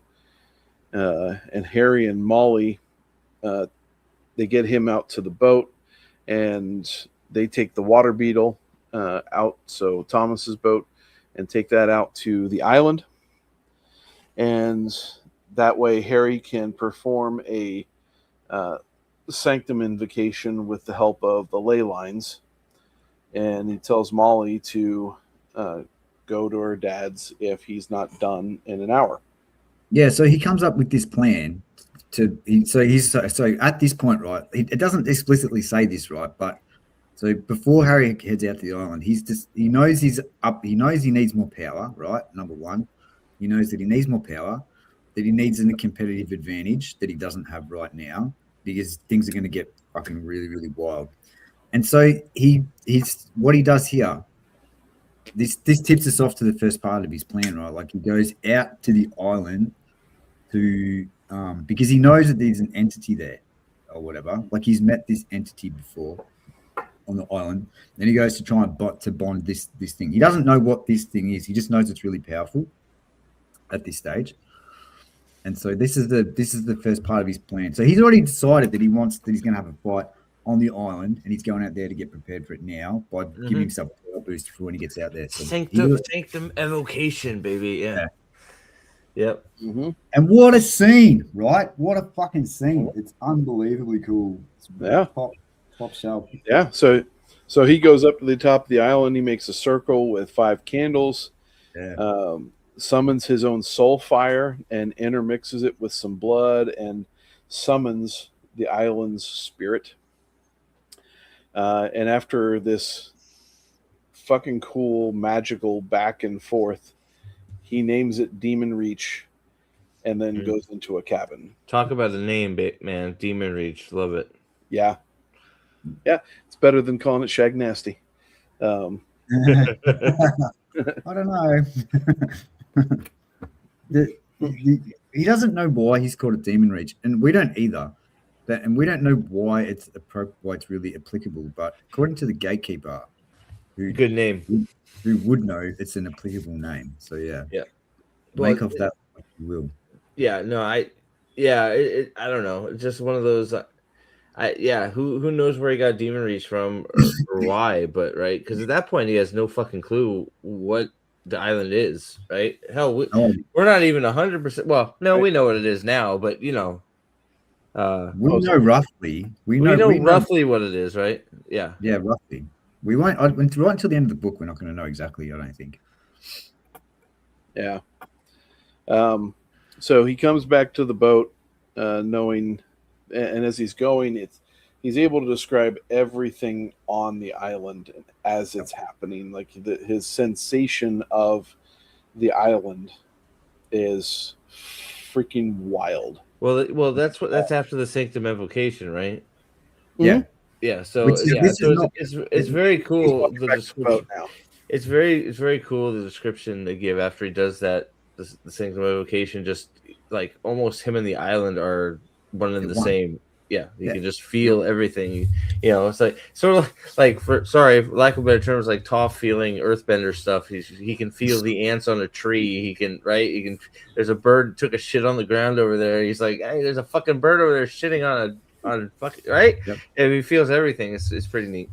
Well, to the degree that he knows, like, this log is going to have more give than this one. It's going to be faster for me to run across this Yeah, direction. well, Demon Reach is the ultimate home field advantage for the rest of the season. Yeah, which he wasn't. This is not what he was expecting to happen, right? No, not at all. No. He was just going there to get a power boost, and as he's on the way back to the boat, he's like, I know how many wasps' nests there are on the island for some fucking reason. So Yeah. So is that not how a Sanctum Evocation is supposed to work? No, because this is the difference between the Sanctum Evocation and It's the Intellectus, right? The Intellectus. Yeah. the Intellectus that gives him all this stuff. Yeah. Because of the connection with the creature on Demon Reach. Is that what? Yeah, Yeah. right. Okay, got it. Yeah. Yeah, I couldn't remember. So it's not the Sanctum Evocation. It's that which gave him connection to Demon Reach himself, which gave him the Intellectus, which made him a little. Demon Reach is really the main of the island. He is the island. Well, Yeah, Demon Reach is the entity. I mean, no. What does he end up calling? Doesn't he give him like a waiter name? God, what does he call Demon Reach? Alfred. That's it. Alfred. He calls him Alfred. That's right. I don't know why I couldn't remember that. It's so good. Alfred. I listened for a few more books if I recall. What does he like? Yes, I accept that name. I am Alfred. It's like, okay. Yeah. It basically makes him a god when he's on the island, and he figures this out as he gets off back to the boat. Morgan says, "Well, okay, I guess it worked. That's good." And Harry's like, "Yeah, I think it really, really works. Like, I can tell you this, that, and that." And Morgan's like, "Okay, what about this?" And Harry's like, "Well, I don't know because we're out in the ocean now." So they go back he gets back to the island, and he comes back and goes, "Yeah, I can tell you." Blah, blah, blah, blah, blah. There's like a bear over here who's got a sore tooth, and there's fucking 15 wasp nests over there, and the blah, blah, blah, all this sort of stuff. And that's when Morgan says, well, Intellectus, that's like the next level, bro. So I looked it up just out of curiosity. Fucking, they only reprinted Stormfront so far. Full Moon is still $375 hardcover. Fucking no. Sorry. Okay. So yeah, Morgan Intellectus. Sorry, I just had to look that up. Because, like, I'm going to get these. Nope. Yeah. So, Morgan says it's Intellectus. We've discussed it's limited to the island with Demon Reach. And at the shore, Molly says that she's not going to flee. She's going to continue to protect Morgan despite him being a complete dick. And then Harry calls Lara, and she tells him the money came from her account, but it came via another person, Madeline. Thanks, Axe. Night, brother. I think that's what he said. And then, not Jenna. and then, so the hotel Sachs has the stuff over at the Hotel Sachs, he's probably already killed the other. So there's a third party, I think, that was involved here. I don't remember. Yeah. I don't remember why. So the plan ultimately is to pit the council against the White Court, which will allow the Red to strike a weakened and split council. Right. And so at that point, then Harry's like, okay, got it. He calls Thomas's phone and talks to Shag Nasty and says to be ready for it to come to him when he calls again. And then he calls the White Council, the seniors of the White Council, and says that come and meet me at the island in peace. He gives them enough knowledge of his. He gives them the knowledge that he is harboring an innocent Morgan, and then hangs up the phone. And then he goes and gets Billy in Georgia, and then recruits Toot Toot to gather a militia together, and then heads to the island and fills in Molly on the plan. Toot Toot once again proving his gigantic worth. Yes. Toot Toot saves Harry's fucking bacon later. Toot Toot is the small people. They're incredibly important and useful. Yes. Mm-hmm. Not just cleaning his house, man. All kinds of things. So when he steps onto the dock of the island, a hooded figure appears, knocks out Billy, Georgia, and Molly, and tells Harry that it's over. And we are. Is this our introduction to Rashid? Not like our first real talk with Rashid, or is it? No, the other one was when he was up in the tree in Summon Night, which wasn't a real conversation, but it was a conversation more than just a good man in the council. Still one of the biggest mysteries in the series, Rashid. Yeah, totally. Yep. Yeah. Oh yeah. Yeah. I don't know what to make of Rashid. Like I like him, but I don't know what to make of him. So Harry convinces him that he's not the traitor. So he arrived there before anybody else got there from the White Council, but he convinces Rashid that he's not the traitor. He tells him that there is a Black Council, and Rashid realizes that Harry is then connected to the island, and he is the source of the ley powers on it, and he warns Harry not to do this, and its endpoint will end in death, which will likely be his. So he has this sight, foreshadowing. Yep. Yeah. That's not normally positive for Harry's outlook. Yeah, and we don't really know the extent of it, but he seems to be able to be where he needs to be when he needs to be there. So like it's not like really clear how much of the future that the gatekeeper can see, but he can clearly see something. Yeah. I'm really looking forward to. Well, no, this conversation, the next conversation in the first chapter, the next book is Injun Joe, regarding the Starborn. So it's not Rashid. Never mind. Either way, I'm still looking forward to finding more about Rashid. Yeah, that'll be right at the end. We could get a Rashid short story. I wouldn't complain. I would love to know more about Rashid. Right. So the wardens arrive, and Harry begins by saying that not all the parties are present. That the White Court involvement indicates that there's a plot to destroy the council on two fronts. Ancient Mai perceives Morgan's hiding, but that he'll be nearby, and Injun Joe agrees, and he gives the order to arrest. And so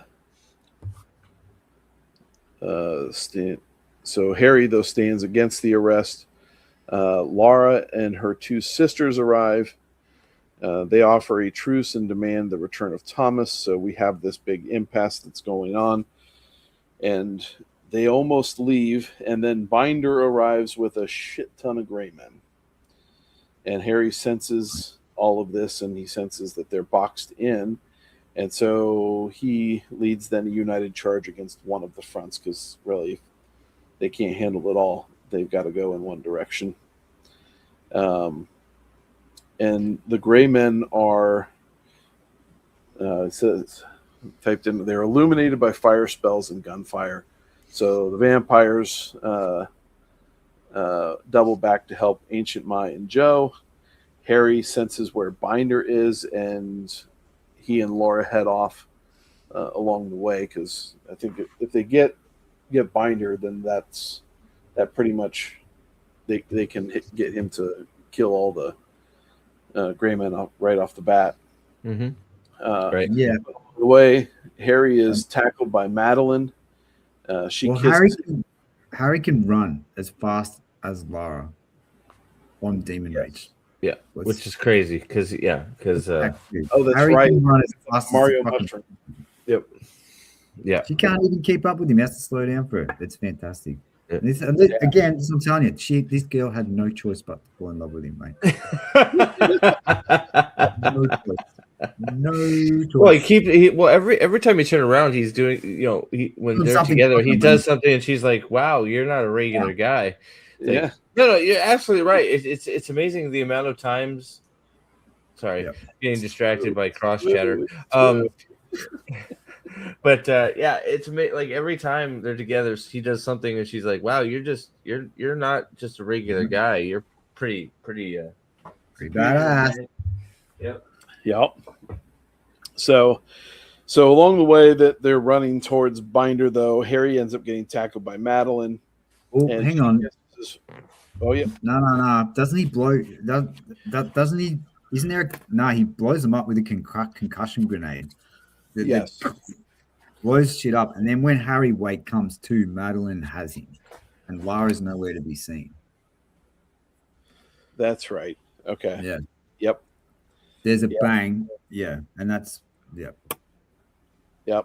And so she kisses his forehead and pulls out a Desert Eagle to kill Harry. That kiss on the forehead sends absolute intense rivulets of horniness through Harry. Yeah. So he's basically like looking at the gun, saying, "Oh, I'll take a bullet for you." He loses his mind instantly. The instant that her saliva touches his forehead, he's gone. It's done. Yep. All over. And then Will and Georgia shred Madeline until Binder shows up. So this is such a cool scene, right? With Will and Georgia like tag team Madeline. They come out of the bush and like hit her from different angles and stuff. And they've been training for this shit.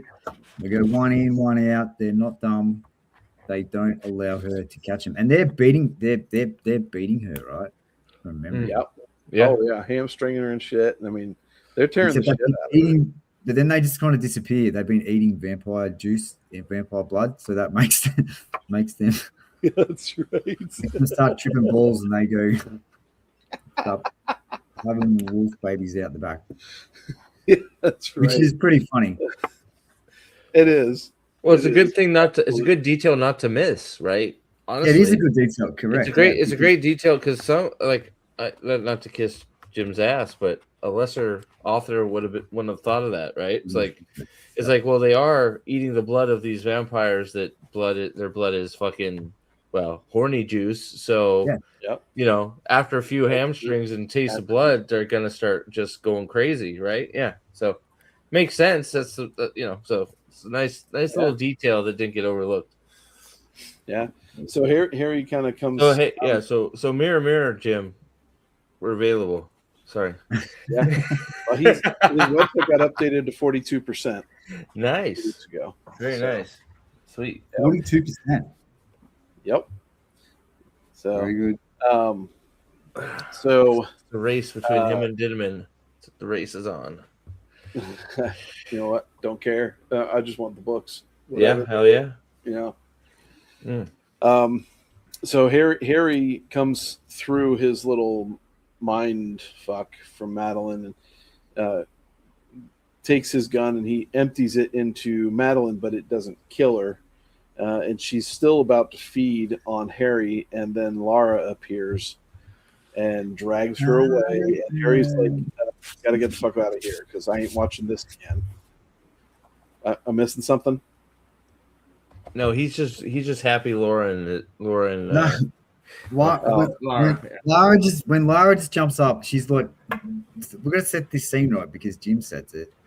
She's burned to a crisp from the fucking concussion grenade. She's like just black char, like a living corpse, basically.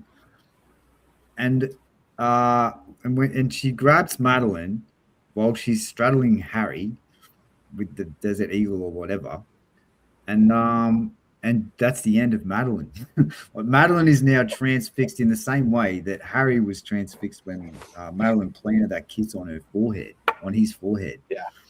And so you've got this like half dead, burned out husk of a thing sucking the life out of this vampire that's been ripped to shreds by a couple of werewolves and has silver blood pissing out of her everywhere through her wetsuit. It's now basically shredded to ribbons. And Harry's just like, I'm going to get the fuck out of here. Yeah. Yep. I don't need to be part of this feeding. I saw what you. I saw the intent of your eyes when you were taking your dad away. So yeah, I don't need to be around for this shit.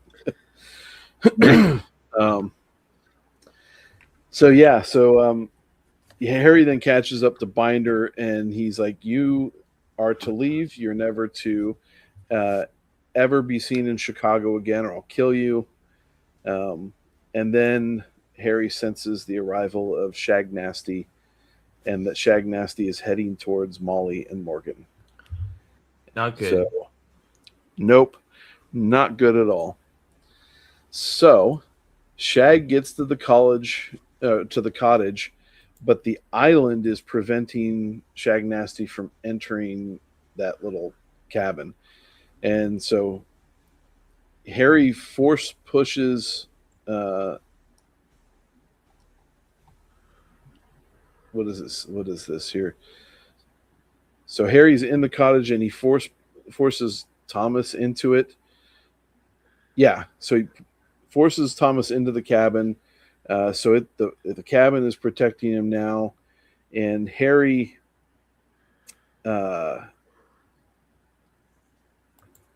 begins to fight Shag Nasty, right? And it's at one point Harry feels like he's got the advantage, and then it's pretty much done for Harry. He's fucked. And the only thing that can save him now is Toot Toot. Power Are we at the I thought you were going to say the power of love. Oh, no, my bad. I'm kidding. Not this book. Yeah. No. Are we on the negotiation fight? I was sending a text message. Sorry. Are we on the negotiation fight? Yeah. Yeah, because that's where Harry got. We talked about his little conversation with Binder, right? Like after leaving Madeline and Lara. So like when Harry backs away from Madeline and Lara, and then like he bumps into Binder, and then Binder and him have a little conversation, right? Where Harry's blown Binder's leg off, part of his leg. Binder can't really move. He just wants to get the fuck out of here as well. He doesn't want anything to do with Harry Dresden ever again. And he has like a little phone that he has in his pocket, and he's sort of like you. Harry's like, I don't want to see you again. And Harry drags him away because he can't move, but he takes him away from the vampires because he doesn't really want Binder to get eaten because that's the right thing to do. Again, Harry doing the right thing because it's the right thing. And Binder Binder sort of says to him, you know, he's thankful. He's like, you didn't have to do that, mate.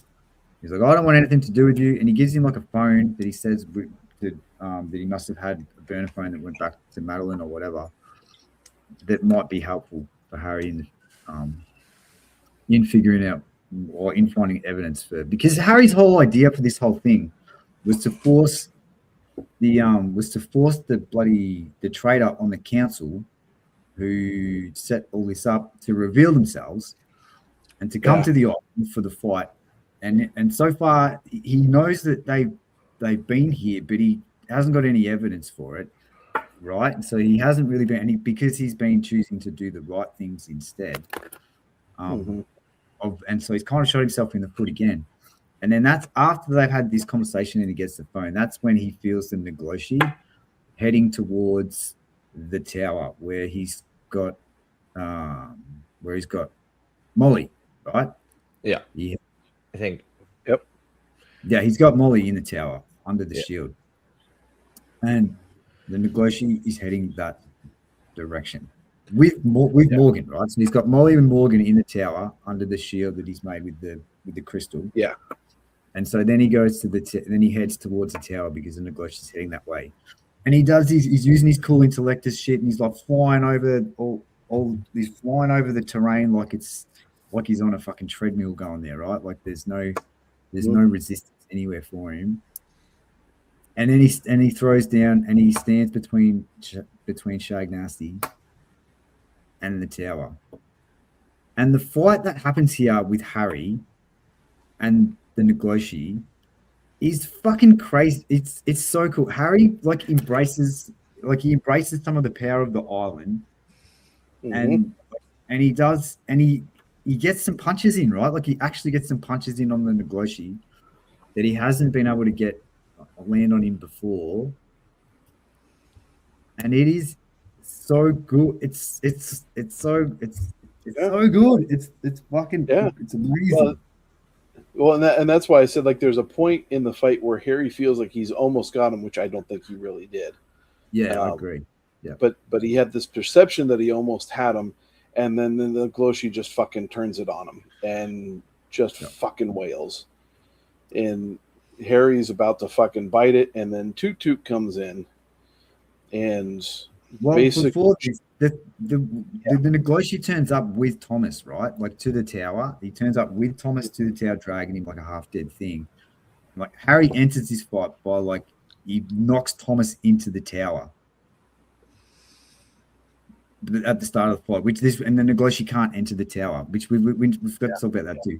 When the Nagloshi gets there, like he tries to enter, and there's these runes on the tower on the stones that fire up, and for every step that the Nagloshi takes, it gets harder for him to move forwards, and he can't get into the tower. He can't access it. There's something blocking him, and he's starts swearing in some crazy language and shit. Yeah, fucking Demon Reach is badass. It's fucking Demon Reach, correct? But it's not just Demon Reach. No, I don't. It's someone. It's some kind of it's some kind of barrier that's been put there by someone that uses the power of Demon Reach to do it, right? Merlin put it there. Oh yeah, that's what I was going to say. Yeah. I think so. Probably. I mean, Merlin built the island, right? I mean, that's what we all assume, right? So built the prison on the island. Yeah. Well, which the tower is basically a part of, right? So I think it's the out. I think it's the out, the entrance. Well, I would assume it. I would assume if he built the prison, he built the thing on top of it. But I mean, I guess, that is an assumption, but that's my assumption. Goes down into the depths, though, right? It doesn't. It's not like. No, it's the prison goes down. Yeah, It's absolutely. This would be the outward expression of that, probably like the entry gate. Yeah. But so Harry throws something at the Nagloshi and knocks Thomas into the tower to get him out of the way so he can fight the Nagloshi. And then he does all that cool shit that you were talking about, and it's fucking off its head. It's so crazy, and I'd forgotten how good. Not forgotten, but maybe I hadn't really appreciated it before. I don't know. But when Harry's fight, before reading this read, I always think about the Nagloshi fight, and it always comes back to the cool shape-shifting shit that happens in a minute, right? And that's the thing that I always remember. But the stuff with Harry before that is just insane as well. Like he's calling up soul fire and the power of the island, and he's punching Nagloshi in the head. He's doing some crazy stuff. Yeah. All this stuff that he's picked up in the past 2 or 3 books, he's now throwing everything he's got at this guy. Yeah, amplified with whatever the juice he's pulled out of the ground from the island. It's absolutely, it's so cool. Yeah, which this might be what Rashid was referencing. It's like this is not going to end well for you, and it seriously looks like it's not. But then this is why when Toot Toot comes in, Toot Toot's just. He obviously doesn't stand a chance against him, but what he does have is this wildly insane speed, and he just spends the next page or two just doing everything to piss the Nagloshi off and distract him from Harry. And finally, Shag Nasty gets a hold of him and just fucking hauls and just we think Toot might be dead at this point. Yeah, but he's got the armor of bottle caps and shit on him. So Yep. But then we hear, hey, ugly. Mother says you're ugly. And there's Injun Joe stepping in between Harry and Shag Nasty. And we have quite possibly, I think, probably the most memorable fight that we've had. The shape-shifting war, right? They just go shape-shift. Yeah, they just keep shape-shifting into different forms, right? Like you take Sword in the Stone, right? Shape-shifting fight between the witch and Merlin, except it's fucking awesome. Yep. Well, Sword in the Stone. Don't. Come on now. Don't diss the Sword in the Stone. Come on. Joe turns into a bear straight off the bat and just grabs him and starts fucking him up. It's really cool. And he has to, and I think he slithers out into a bird and then shoots off to try and owl. He's out like an owl or a raven or something at one point. I mean, it's all over the place. It is wild. It's wild because Harry did something that turned off his veil. I can't remember what he did, but Harry did something to stop the Nagloshi from veiling himself like he had been. And so Injun Joe can grab him, and he does grab him, and then and he turns it from a bear to a bird. Then they come back down to ground. It turns into like an otter or something like that, like it's some kind of a sleek animal of some sort.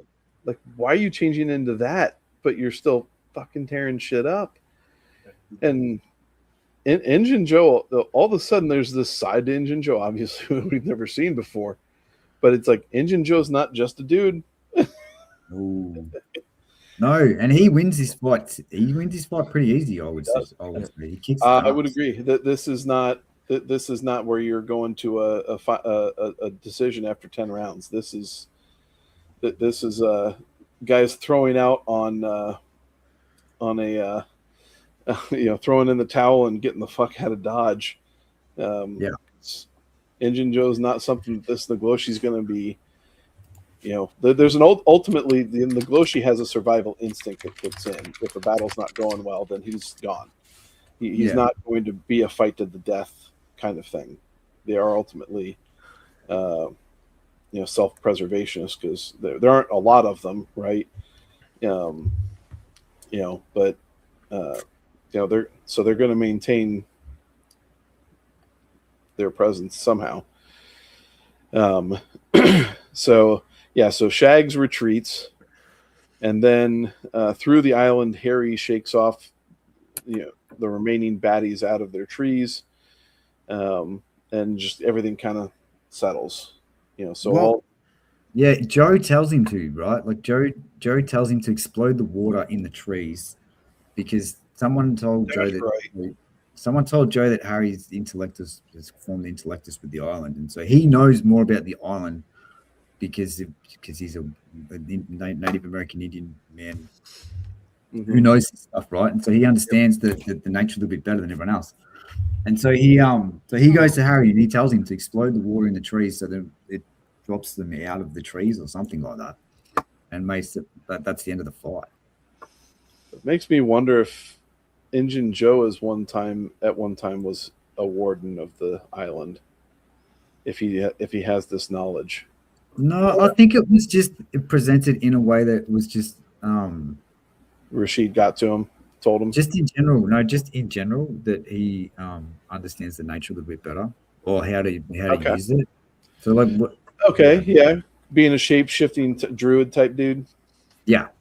Okay. The connection between the land and the things around it. Yep. Nature. Nature. Yeah. Okay. Yeah. So Harry goes to the little tower cottage, and he's like, Thomas is with family, Molly. They're all in a shield to protect them from Thomas, because he had shielded Morgan and Molly when he threw Thomas in there, because he knew Thomas, being as hurt as he was, first thing he wanted to do is feed. Nah, Molly popped the shield, which this was the backup plan to Harry. Yeah, Molly popped the shield. Okay. Because Thomas came in and was. That's right. Okay, yeah. Hungry. Yeah. Yeah. Yep. Yeah, which is what Ebenezer. It's what Ebenezer says to Harry. Like I think right as they take their leave, he says to Harry, like ask your apprentice why she popped that shield, mate. When Harry was talking about, they start talking about the vampire. Ebenezer's like, he's not your friend. Yep. Yeah. Yeah. And, the thing that causes the most strife between the two, it's starting to creep up here. Mm-hmm. So the council and the wardens, they discuss Morgan, and then Morgan then confesses because he sees the inevitability of the whole thing. And so, we get this this picture of the events later gives Harry pictures of the Never Never alleyway entrance into Edinburgh and how the council came through, including the last one. And I'm not sure what that sentence means.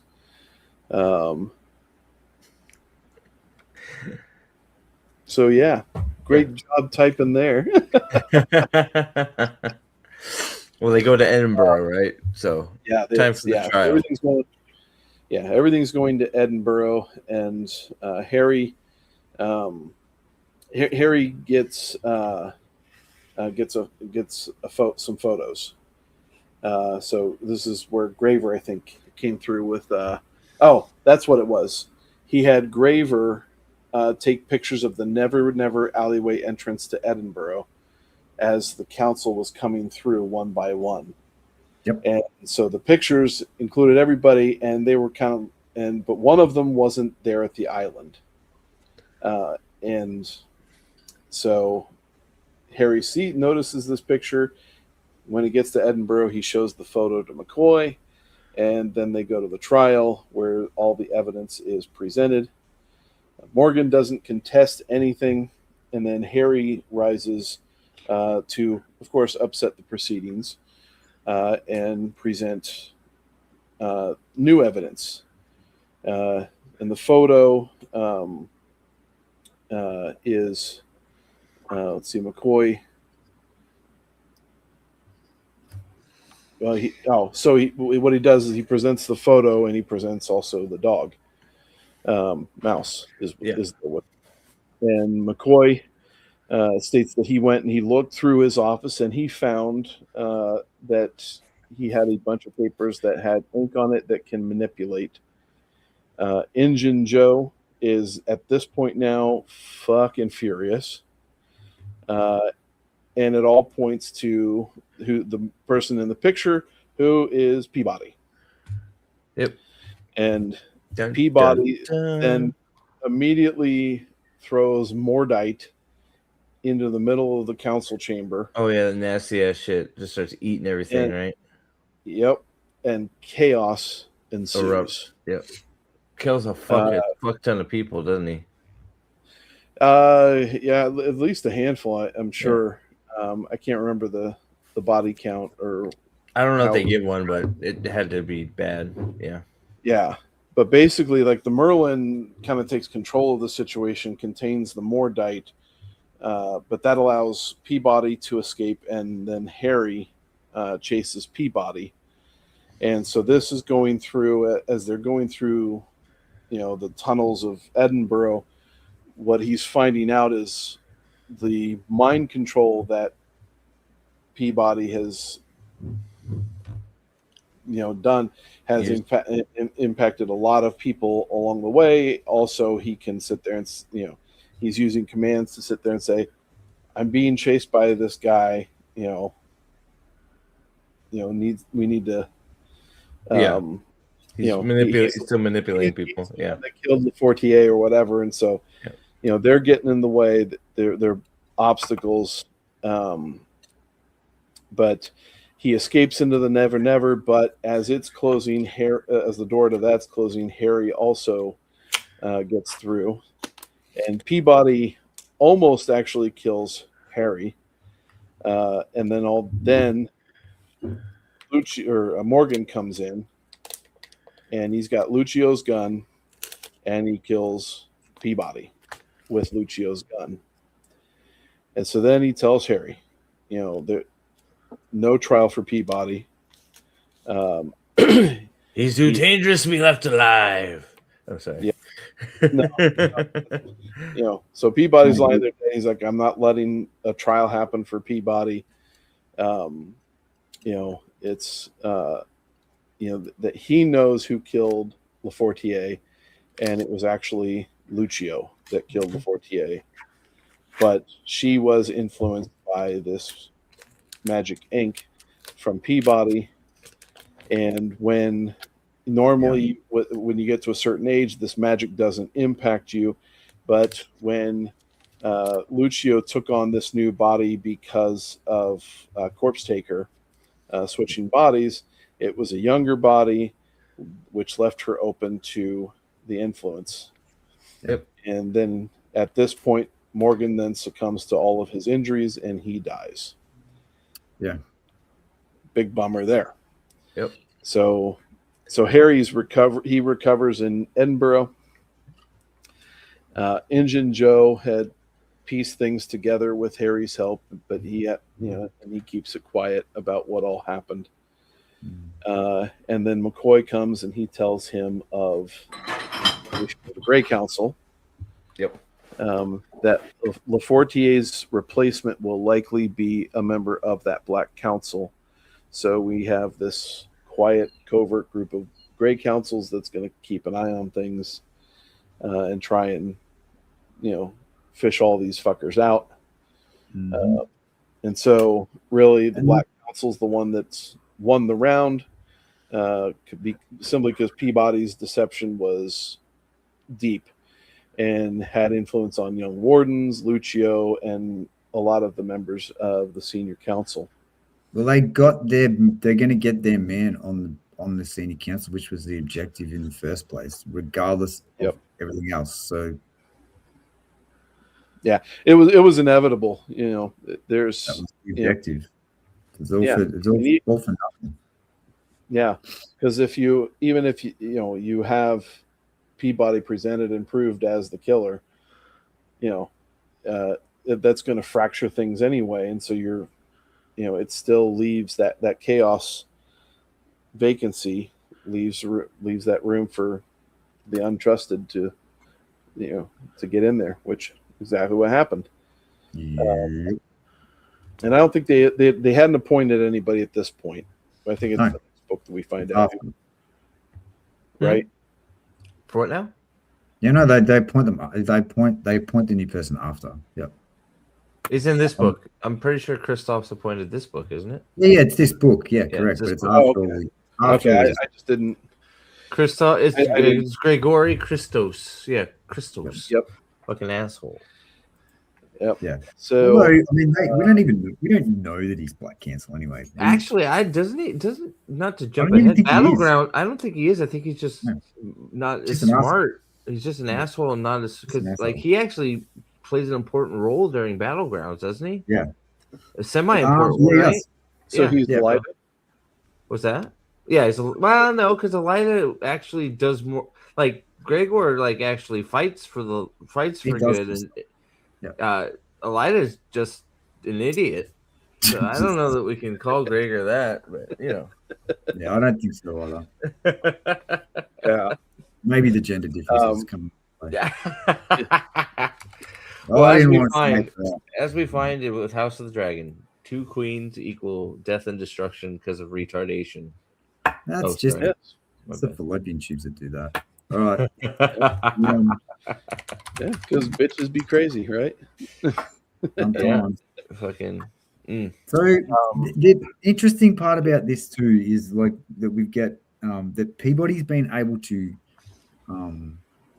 and the ward, and they go through a whole bunch of things to try and put some measures in place to prevent this in the future. But the fact that one bad wizard can have access to the minds of all the young wizards like that easily, really, and set off a chain of events where one phrase that he mutters just shuts them all down as he's heading out of the building. The only one that it doesn't work on is Harry Dresden because he's never in Edinburgh, right? Which is again goes back to the plot. Right. That's why he sent Lucio. That's why he sent Lucio to strike up a relationship with Harry, because he didn't have any control. He didn't have any way to know what was going on with Harry. He was the only young warden. Everybody else he could shut down with that. The end is nigh, whatever, or whatever the fuck it was that he said. Yeah, something like And that. so, which is wild. It's crazy to think that they'd start that something that simple could happen right under their noses. Yeah. Well, And the Merlin knows all this too, right? So that's what's interesting is the when Peabody throws the Mordite out and everything goes to shit, and the Merlin sends the Merlin contains the Mordite and then gets the help of the Standing Council to try and get rid of it, and he singles out Harry Dresden because he knows Harry's the only one that he can really use to go and chase after Peabody that's not going to be affected by this, that has an opportunity to try and catch him. So, I mean, we learned a lot of things about the Merlin, and like he's big. He's pretty big brain for all the shit that we give him from Harry's perspective. Yeah. He's no idiot at all. No. He's definitely that 3D chess player for sure. Yeah, and the way that he just like creates like calm out of the storm in that auditorium when you've got wizards, and Harry just like notices immediately that these guys haven't seen frontline action necessarily like he has, and so like things go to shit and they all just start firing off like fucking like lights and spells and stuff. Madness. Yeah. And the Merlin just like turns all that chaos into calm with some kind of a spell that speaks into the mind of the people, everyone. Just like that immediately, and just changes the entire everything that's happening right then. The chaos just changes it, just cuts it out completely, just in an instant, just by being awesome. It's pretty cool. Yeah, that is.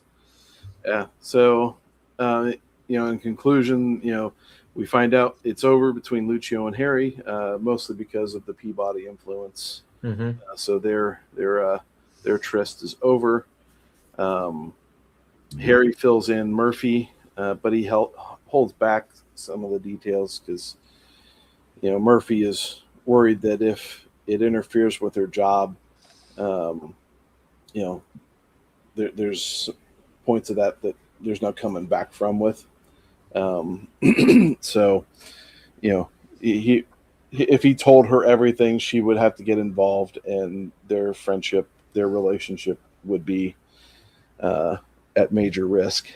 Mm-hmm. And then he goes to meet with Thomas, and this fucking shit was heartbreaking. This, if I recall this correctly. Yep. So Shag's torture brings out an extreme change in Thomas's vampire nature. And because they're sitting there they're like at a dock or at a train station or something. Yep. He's like, "What do you see over there?" And like, I see people in this. And he's like, "I see food." And yeah.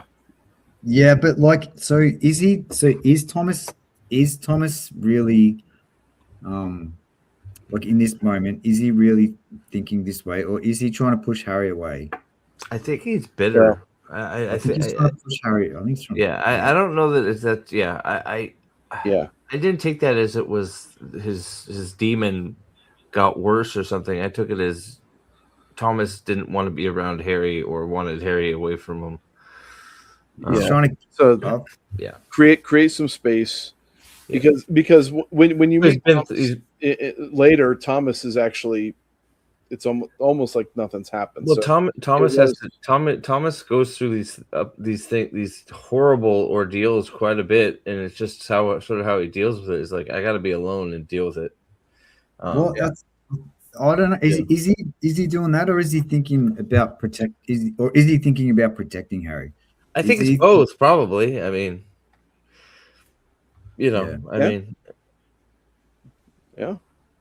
So like I got the sense that he was trying to get that he was doing that thing where you're like, fuck you, I don't like you anyway. Yeah, trying to get him away, just trying to right.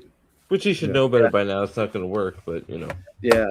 Well, and nonetheless, I mean, you're looking at a conversation that's occurring, and you're just like, dude, this is dark. It was heartbreaking. Yeah, it was. Yeah. And Harry didn't respond to a lot of it, like too, which was he's good at this. Yeah. So, so then the book ends. Harry shows up at the Alphas, but it's for game night, but it's without Kirby, and they're kind of like, well, I don't know if we want to play or whatever. And he's like, well, I've got this kick-ass DM with me, that I think would enhance things, and introduces Butters to the group. Waldo Butters. And so becomes an honorary alpha, right? Yeah. Yep.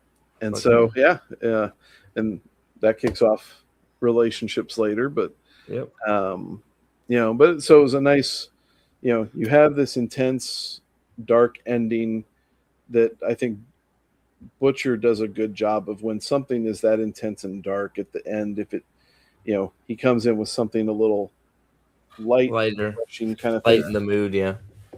To kind of take that edge off where it's necessary, because other books he doesn't do that, but this one, after how the last one ended with the forced retirement of Michael Carpenter, it's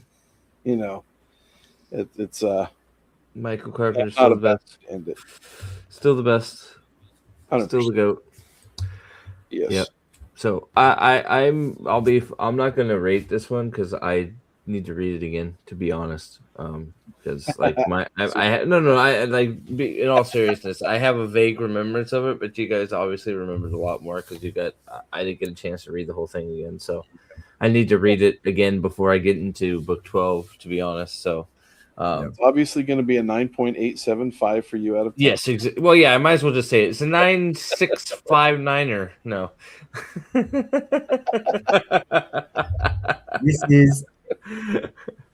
This is a 10 out of 10 book. Whoa. Look at you. It's pretty freaking wild, man. I'm going to go with 45 Nagloshi Injun Joe fights out of we'll say 11 and a half Molly seducing Graver moments. Oh yeah, we didn't talk about that. we touched on it. We touched on it. But the main guy that would have loved Molly getting it on is not here, so I know. Busting up her nipples with a cold beer and then going out to the what a fucking legend. Yeah, she did, man. She knew what she was doing, yeah. She knew what she was doing. Molly's becoming quite the crafty young woman. Yeah, she's fucking scary, dude. So changes is next, huh? All right. It is. Chichen Itza itself, isn't it? Is that the one? Chichen Itza, is that it? Yeah. Yep, that is Chichen Itza. Yeah, amply named changes. Quite a few changes take place in changes. It is aptly named. Yes, it is. It's the first book that has the different name as well from all the other ones with the parallelism. The only one, right? The only one so far, but Jim's got another one coming up, which he told us about in his interview. Yeah, which we can expect some big changes in that one too, probably as a result. I would. Mm-hmm. Yeah. Mm-hmm. All right. Well, cool. I have to go to bed because I got to be at work at 6 a.m. 6? So 6 a.m. So in 5 hours I got to get up. So yay. So but yeah. So hey, I'm glad we got it done. It sounds like me and Will at least are going to be on tomorrow for House of Dragon season 3 episode 1. I don't know if Aldan, if you want to join or anybody wants to join if they watch. I'll watch you boys. Sounds like it's quite the dragon ride into hell. It sounds like, so we'll see. So I I have such low expectations. I don't expect. Oh, it sounds like it meets those low expectations from what Will's saying, but I gotta watch for myself. We'll see. So, looks like Salty's got FOMO'd into it. So we'll see. So yeah. So to quote Will, this thing is cooked. Yep. Not good. See you guys. So we will see you guys soon for changes. Hopefully shorter this time. I'll start listening to it at work. Probably tomorrow, hopefully. So thanks guys. So hey, a few things if you're watching this. There'll probably be, I'm not sure if it'll be on this channel. Something will be on this channel. Carl Book 8 discussion, whether it's me or video, I'm not sure yet. We may do a stream here. We have, it might be everything. Who knows? So look for Carl stuff, a few Carl things, House of the Dragon stuff, Avatar: The Last Airbender, shit on parade. I'm gonna. That's what's gonna be called. My title's gonna be like shit on parade of Avatar live action, because somebody needs to take a hot steaming dump on that show, and that person is me. Right here. And then I'll probably shit on the bear, since the bear doesn't make sense. The black chick takes over the bear and turns it back into the beef, and then we're calling it the beef bear, and everything's good. Yay. So the bear too. I don't know, maybe. So so a lot going on. So and that's if I don't decide to shit on Supergirl like everybody else. Maybe I'll do that. Maybe I'll jump on the shit on Supergirl bandwagon. We'll see. But lots going on. Gonna try and get back into it, and hopefully get some videos out. So thanks guys for watching, and we'll see you soon for changes. Thanks guys. Yep. Ta-ta. Yeah. Peace. Hi there. Can you open this door, please? For what? I just want to make sure that everything's okay. There seems to be something going on. What? I don't know what you want, man. Get out of my house. Open this fucking door. Where's your daughter, What are man? you talking about? Where's your daughter? I'm sorry, but all questions must be submitted in writing. Who's in there with you? Bro, if you don't Open this leave, fucking door. Open this door. I'm breaking it fucking down. You understand me? Is everyone we in are this house okay. okay? What? Everyone's okay. What do you want? Can you open the door, please? You have nothing to do with my house. Can you leave my house? You know what my name is? You serious? I don't know who you are. You don't belong in this neighborhood. That's for sure. This is my neighborhood, though. Yeah, I live there. I don't know you. My name is Harry Dresden, motherfucker.